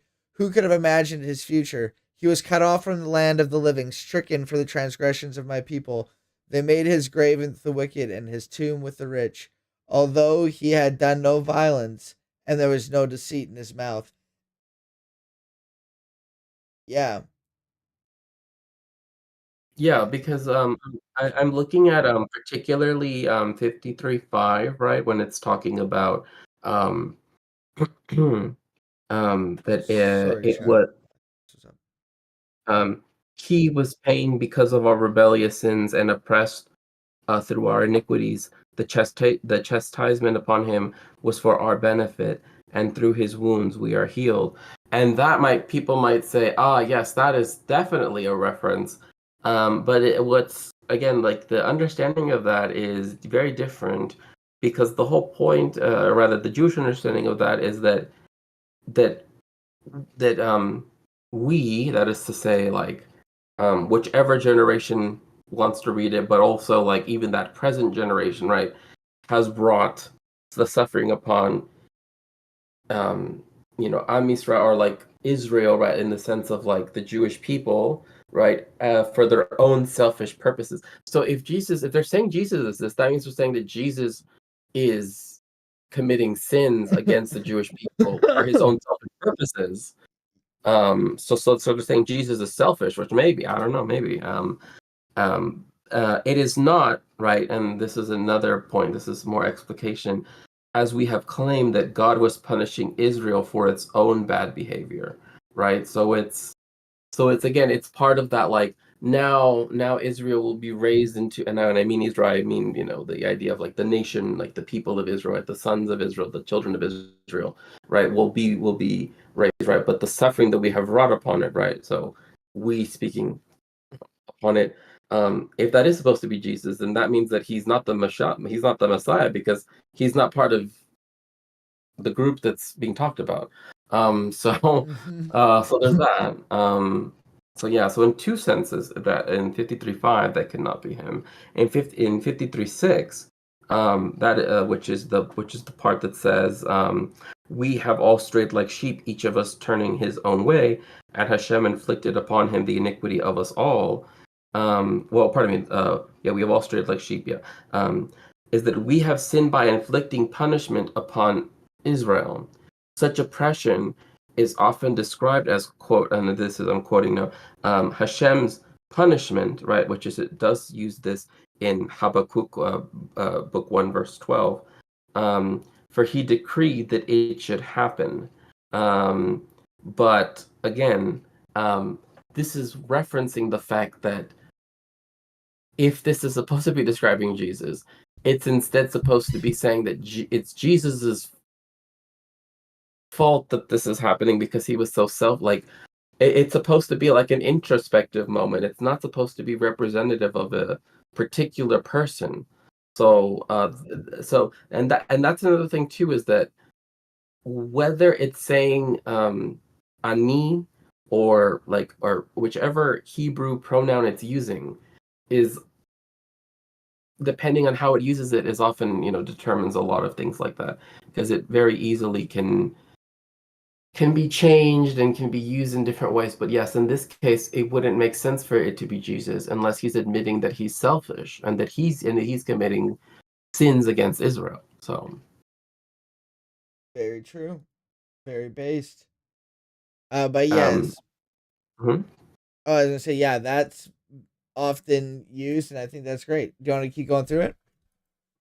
I just wanted to go through 53:8, because that's another part that now that he has been released from captivity and judgment, who could have imagined such a generation? For he had been removed from the land of the living, my people's sin brought the affliction upon them. And that is that when Israel's exile is finally ended. So that's like, again, if that wouldn't make sense, because if anything, like the events that were occurring at the time of Jesus created, like, I mean, of course we're talking about Yeshaya, right? So of course, we're talking about a different galut, or what's it called? Exile, right? So if that's true, it wouldn't make any sense, because then the Diaspora. events that, yeah, because like then after, like during and after the time that Jesus apparently lived, like those things led to an eventual exile, right? Like, or at least that's how it's understood, right? Like, because people call the current period galut, right? That we are in, or in Gaulis, right? That we are in exile now. So that wouldn't make sense, because then it should have not have happened. So there's that too. And then the nations will marvel that such a generation could have survived the expulsion from the land of the living, meaning the land of Israel, right? That the nation sinfully inflicted upon us. So that is to say that when Yeshaya is talking about this, he means it in like in the sense of like someone speaking towards the people that are also. So one important thing too is to remember is that from the ancient period, or the, as we might think of it, right, which includes, like, as we might think, ancient Rome, ancient Greece, right, when we think of ancient, um, there were always two major communities, and this still was the case for many, many centuries thereafter, of Jewish communities. One of them was the one in Palestine, and the other one was the one in Babylonia, right? And that's what Yeshai is discussing here.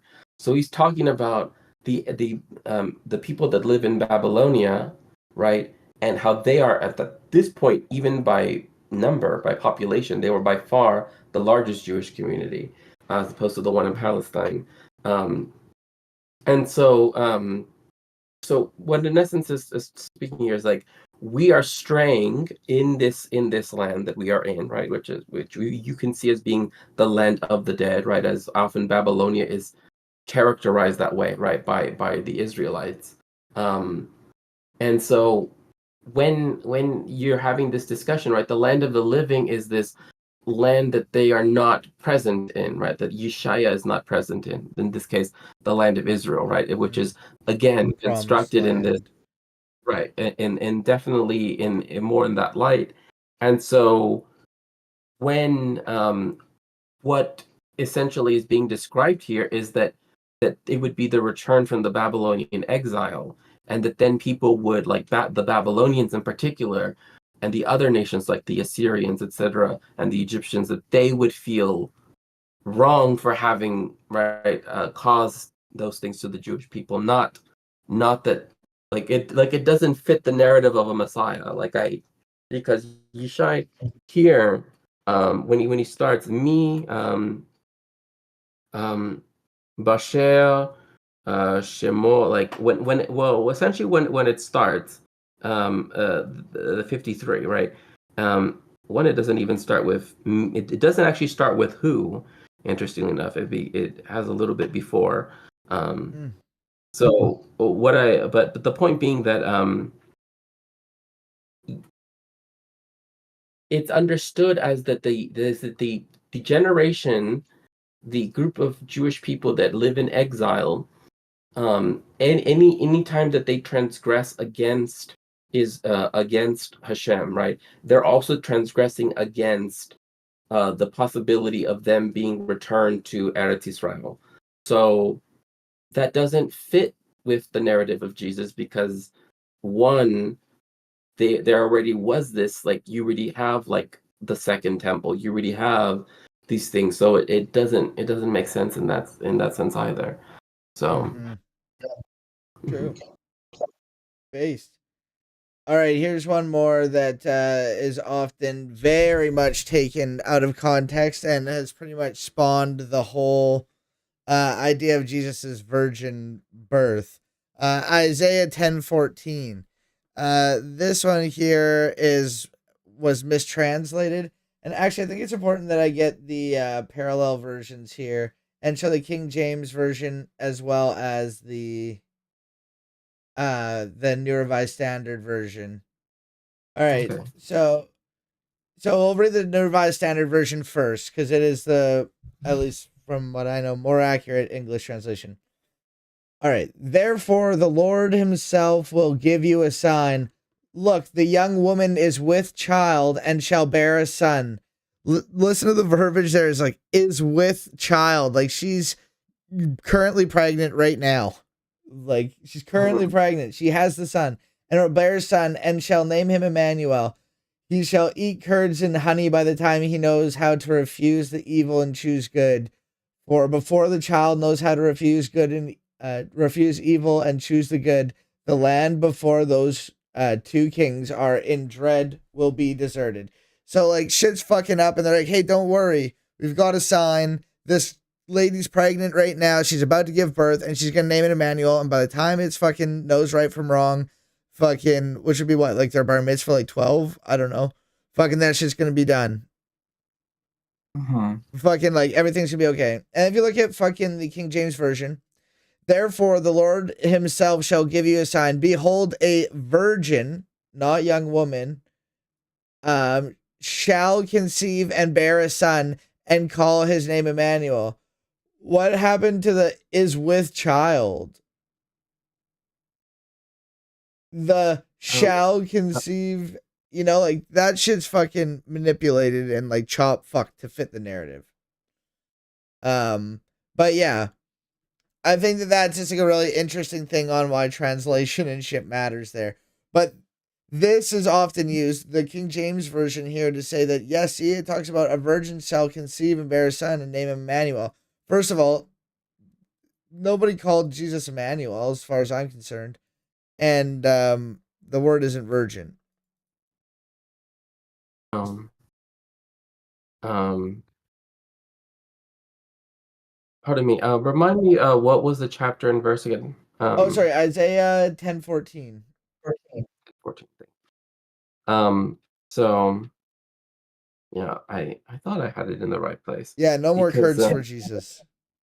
No, yeah, because I'm looking at here, and I'm looking at Isaiah 10, 14, and it literally doesn't even say anything of that. What it says here, it starts off, "My hand has found the wealth of the peoples like a nest, as one gathers abandoned eggs. So I have gathered the whole world, and no one shook a wing or opened a mouth and chirped in protest."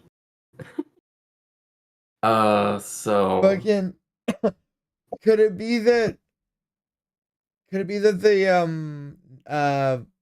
things are off? Because I know there are differences in terms of sometimes, is that like a Hebrew, like, is that a Torah?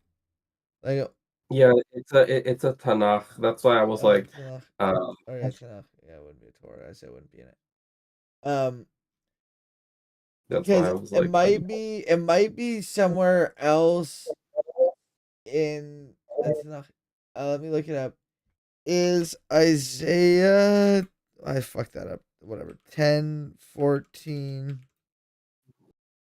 different location in Tanakh. Got that wrong too.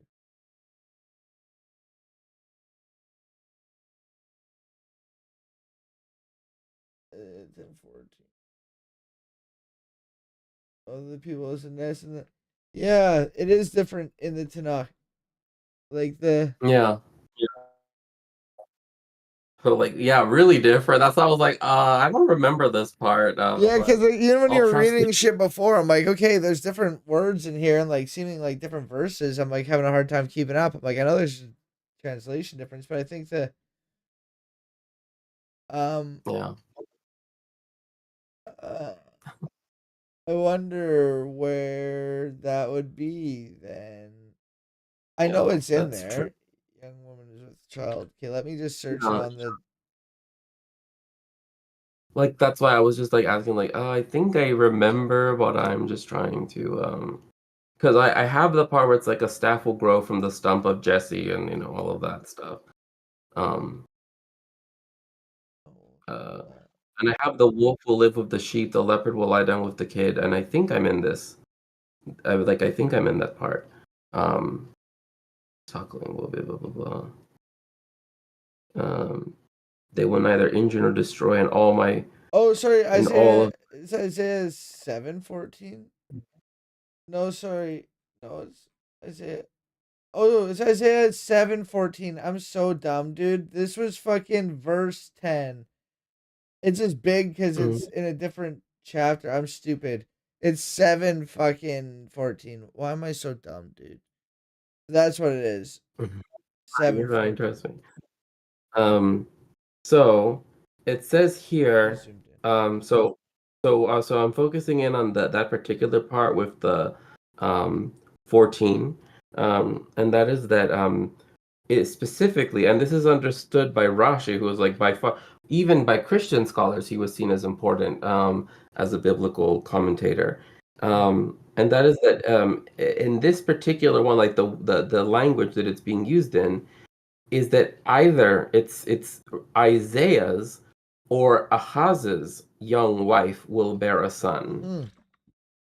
It's not about someone in the future. It's someone that will have That's like having one right now. Like in the New Revised Standard Version, it says is with child. Like she's currently pregnant. Like she currently has it. Like she's just not birthed yet. Right, and see here in 14, it says like Anoshim ki. Well, I wouldn't even do the Hebrew, but essentially the way how I would translate is therefore, or at least how it's translated here, like my Lord himself will give you a sign. Behold, right, and so the way how this is, so it has a diacritic mark saying that like now it's behold, like they're pointing at the woman. Yeah. Behold, young woman is pregnant. Yeah. And will bear a son, and she will name him Emmanuel. So it's that like your wife is going to have a son. Welcome, Zeomers. I'm not sure if they're an atheist so or not. the miracle is supposed to be that like through prophetic vision, right, that they can tell it's going to be a son, not that that's going to be the Messiah.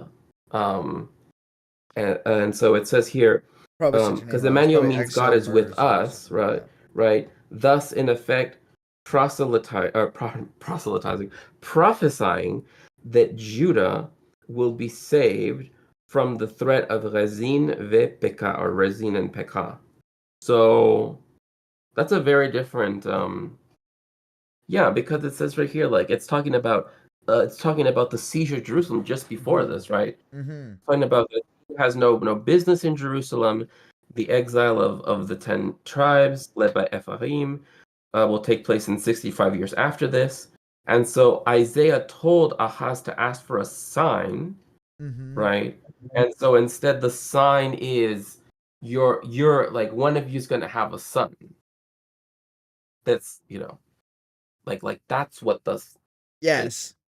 Exactly. And by the time that's done, in that day Ephraim departed from Judah, the king of Assyria. They everything was all good and they fucked off. That's what it was. It was complete, it's good, all clean, good and done.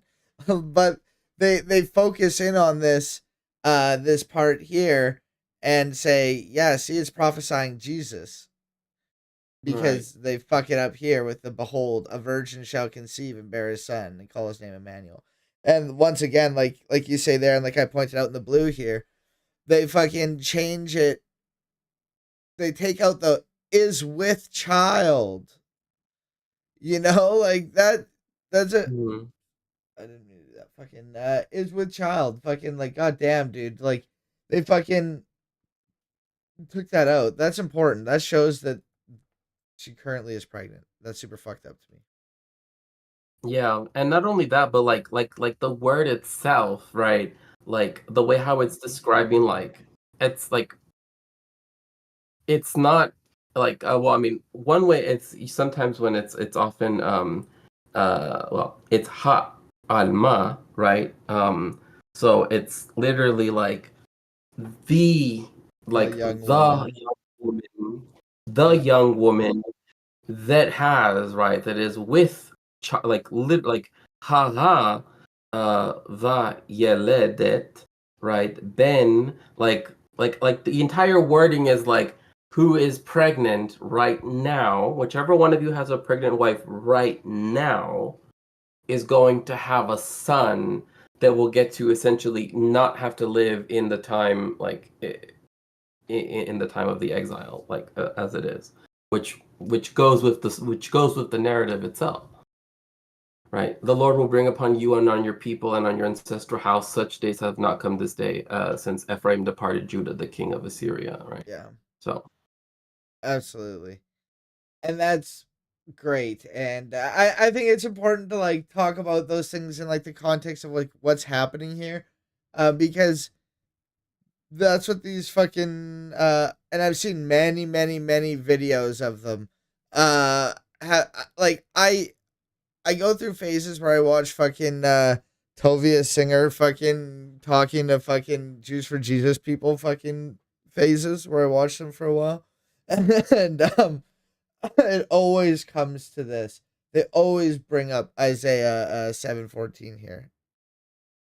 right, and it even says right here so like it says like when it's speaking about this right here um uh 7:23. in 7:15, because the prophecy is explained from verses 16 and 22, is that although the land is now impoverished, there will be such prosperity from an early age. The child will be pampered with the richest delicacies.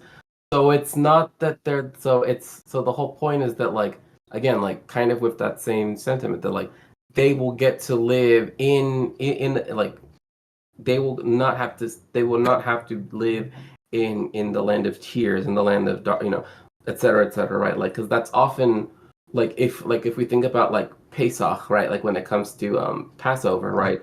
Like the reason why we have to dip things in salt water is to represent the tears, right? And so like a lot of the stuff that people try to conflate with the story of Josh is the fact that you have like the Paschal lamb, right? Um, but in this case, it's like they're focusing on the other part, the exile, which actually ends in the narrative and actually does end. And there is a son, right? Like there already is one. So yeah, that doesn't, yeah. Yeah, Yeah. so I mean, like, because even when it explains it says here, because I know people like to focus on the here now house of David, but it's Yeshaya responding to Ahaz because Ahaz is the descendant Ahaz's son, right? It will be the righteous king Hezekiah, right?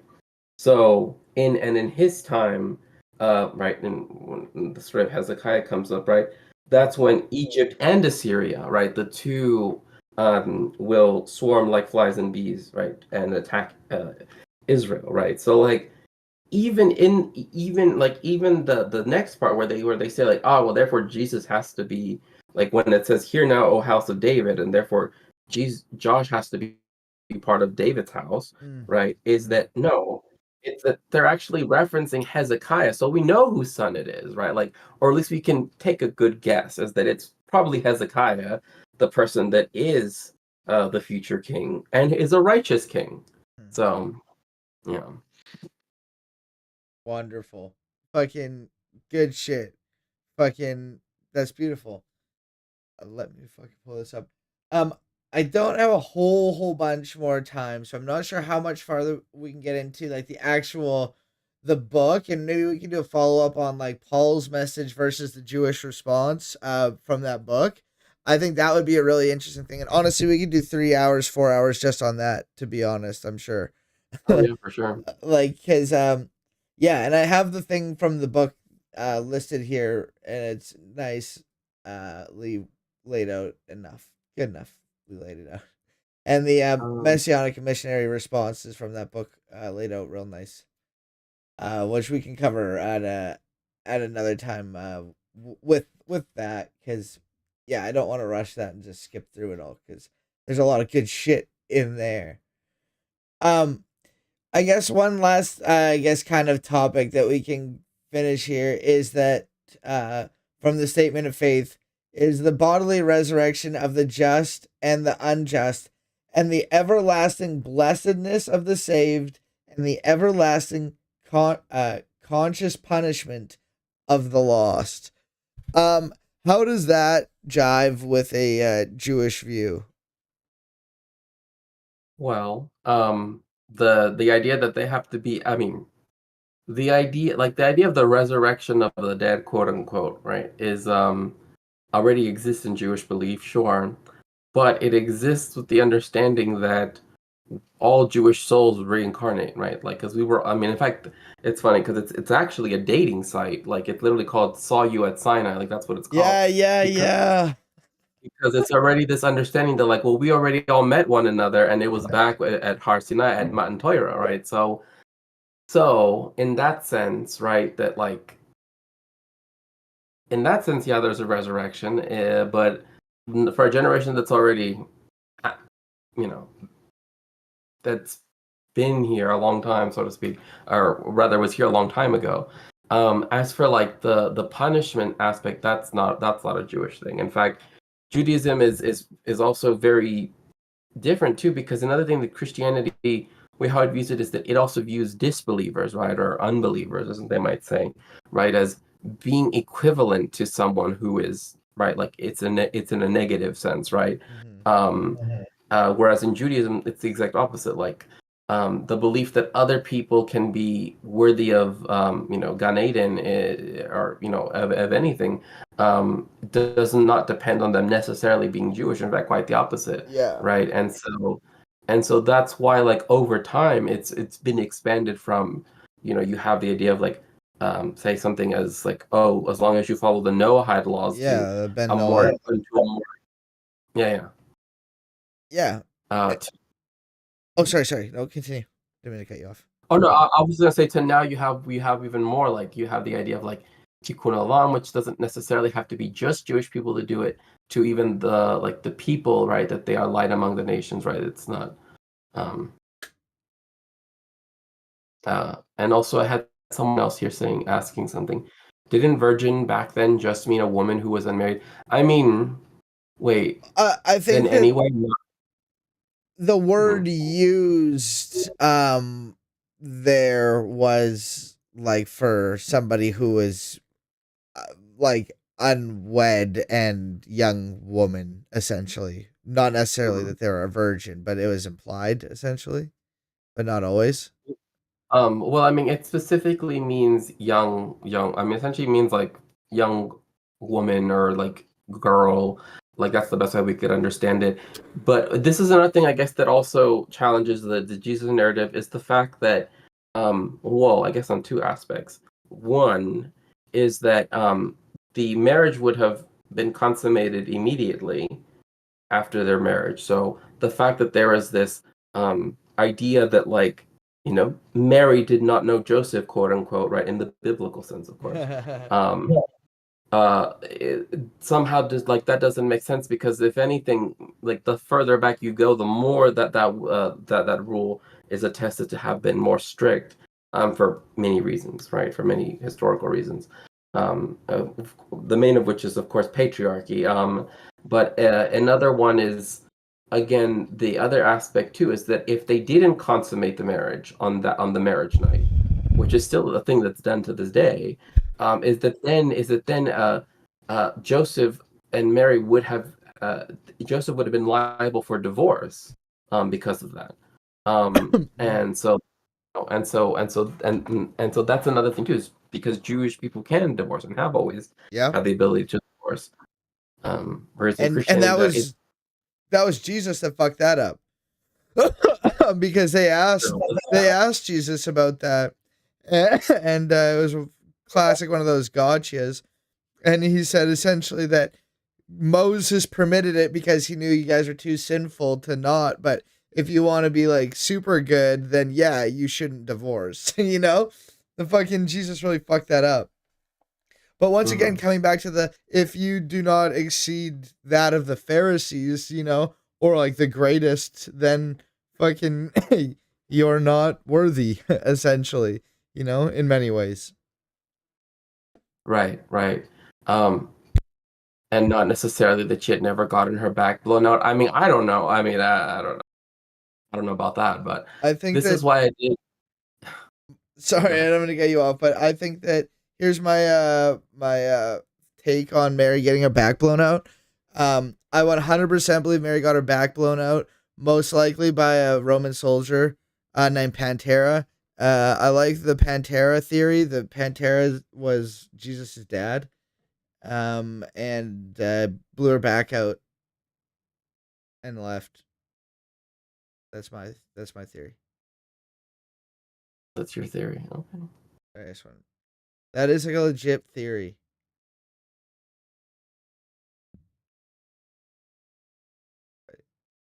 Yeah, sorry. I just wanted to Oh, get no. my back blown theory. No, I'm just looking here. Because then something else. All virgins who want to have their backs blown out should have that. I agree. I agree. Big agree. So. Yeah. The entire band Pantera blew Mary's back out. Oh my god. Absolutely. That's exactly what happened. You know? And frankly, like rock god band Pantera, it's essentially the same as, you know, the Lord God coming upon you. You know, of gods of rock. Pantera. Absolutely. So yeah, there's definitely that. So yeah. So going on with what you were mentioning. Oh well, I don't even remember what I was mentioning, but like we don't need to go off on the whole like divine virgin God coming upon humans to give birth to a divine son. You know, like that's way more fucking Greek and like Roman ass fucking Hellenistic shit than it is Jewish. You know what I mean? Like that's pretty Hellenistic, the whole like god demigod fucking half god half human fucking shit, you know? I think it reflects very much like Rome and its influence on fucking Matthew and Luke and the writers Oh, I who mean, fucking wrote that shit. right, especially if you consider the fact that it wasn't until St. Augustine of Hippo that we get the idea of original sin. Oh shit, I didn't know that. Fucking Wildcat. Which is again about 300 years later. Yeah, So 100%. You know, Yep, absolutely. There's no reference to original sin. Like there is obviously like what happens at fucking at the Garden of Eden with Adam and Eve, but like the punishments are clear, and nowhere does it say and now everyone's cursed forever. You know, like well, I mean, well, see, and another thing too is the framing of them as punishments is also a very. I mean, I'm not going to say that people have never seen them as punishments in Jewish thought, but it's also understood to some extent that it's like it was going to happen regardless. Like it's one of those things. Like it was always going to happen. Yeah. And it was necessary, I guess is one way of putting it, right? So what happened to the snake was not necessary, and the snake could have walked and had legs forever, and the snake was fucking done dirty. I'm saying it, okay? I'm saying it. The snake got done dirty, okay? Do you know by any chance what a skink is? Yes. Hell yeah. Yeah, like pretty some close. people say that. Yeah, like some people think that like, oh, it might have been like that is what people had in their minds when they saw it because like that was something associated with like I'll show Egypt this on and screen quick so that people can see this. Yeah, here's a skink. Yeah, so you can see how it looks like a snake, but it also looks like Yeah, look at that. Those things are sick as fuck. And so like that's why a lot of people say that I mean, some people have taken it to understand that it was supposed to be like this understanding that like, the snake is actually not like a normal snake, right? It's like this thing from Egypt and beyond, right? Because there are some where they specifically like live like on the sand dunes of the Sahara, right? So there's that. Fucking, that's fucking super interesting. Welcome, Yaghem. Fucking Yag Mayhem. Great to see you. Fucking, but that's super interesting. And inherently, by it being from Egypt, it would be bad. Right. Yeah, fucking Egypt bad in the Bible. Very, very bad. Anything of it is super fucking not good. But in the Jewish thought, eternal damnation, is that a no? Eternal torture forever and ever. Amen. Is that a big no? That's a no. That's a big no. And that's awesome. Instead, it's a 1-year K-hole and then. Yes. Fucking dog. Like, that's so fucking awesome. I'd be down for that. Like, I'm on that team. Eternal K-hole. You know what I mean? Fucking, I saw a Tovia Singer video on, like, how to become a Ben Noah and, like, those types of things. And, like, I agree with everything except for, like, I just don't believe in God. And, like, that sucks. I just don't. Like, I used to, and, like, if I could, I would, I guess. Like, if I was proven, like, I would. But I just don't. But, like, I do everything else. And he said that, like, essentially that if it doesn't matter. Like, fucking, no. You're not. Sorry. And I guess that kind of makes sense. But at the same time, I'm like, I would hope that God would fucking know and see my heart enough to know that, like, hey, yo, I didn't see the evidence to say that it was you, but I did all the good things. So I would hope. So I guess my final question would be like, can you be, and it's fine if you say no, because that's probably the right answer. Can you be a Ben Noah and not believe in God? I guess the Noahide laws, like one of them is fucking believe in God. That there is one God.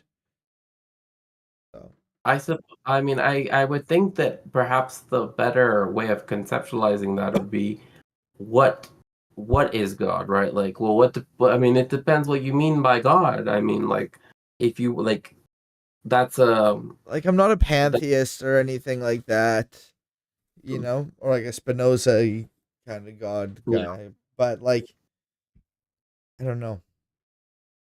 I would say that in the very strictest sense, I would say that, you know, like a Haredi rabbi would be like, no. But I again, like, what that means, like what God would mean, is a conceptual question, I guess, Yeah. in a more philosophical sense. So again, I would say it depends. But I would say that a Haredi rabbi would say no immediately. I would say it depends what you mean, you know. Yeah. Fair. Well, that's some good fucking shit, and I appreciate that. Any kind of final things you wanted to say before we end her here for the night?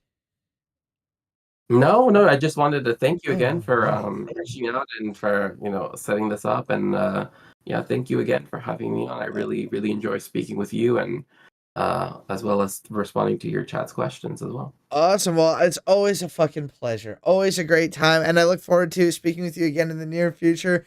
And there's still so much more to cover, but when we have good combos, we just gotta fucking ride out those tangents because they're good tangents. They're worthy tangents. But are you still streaming for a while? Yes, I think I'm gonna be streaming for a little while more. All right. Well, we're gonna go on over to Shakespeare, because I gotta get going for the night. Thank you so much for your time, and have a great night. Thank you. Bye. What a great time. They're awesome people. Make sure to go fucking follow Shakespeare. The best fucking smartest stream on Twitch, okay? If you want the smart version of lots of the stuff I talk about, go on over to them. They make good shit. I thought that was real fun. I always have a great time speaking with them. They do fucking great fucking content over there. They're awesome. So go on over. We're raiding on over. I'm going to go eat a snack and then go to bed. I appreciate you all. I will see you Wednesday, where we're going to be talking with Soup for My Breadline. Big Daddy Soup's coming on, okay? And we're going to fucking solve all the world's problems by talking about queer medieval fucking sword fights. We're going to talk about queer medieval sword fights, and it's going to be fucking awesome, okay? You ever wonder about that? Me fucking too. We're going to talk about so much more, but it's going to be a goddamn good time. I hope to see you there. Wednesday, 6:30 Eastern Standard Time. Make sure to set your notifications on so you can be a part of the 44% gang. Let's go. Bye.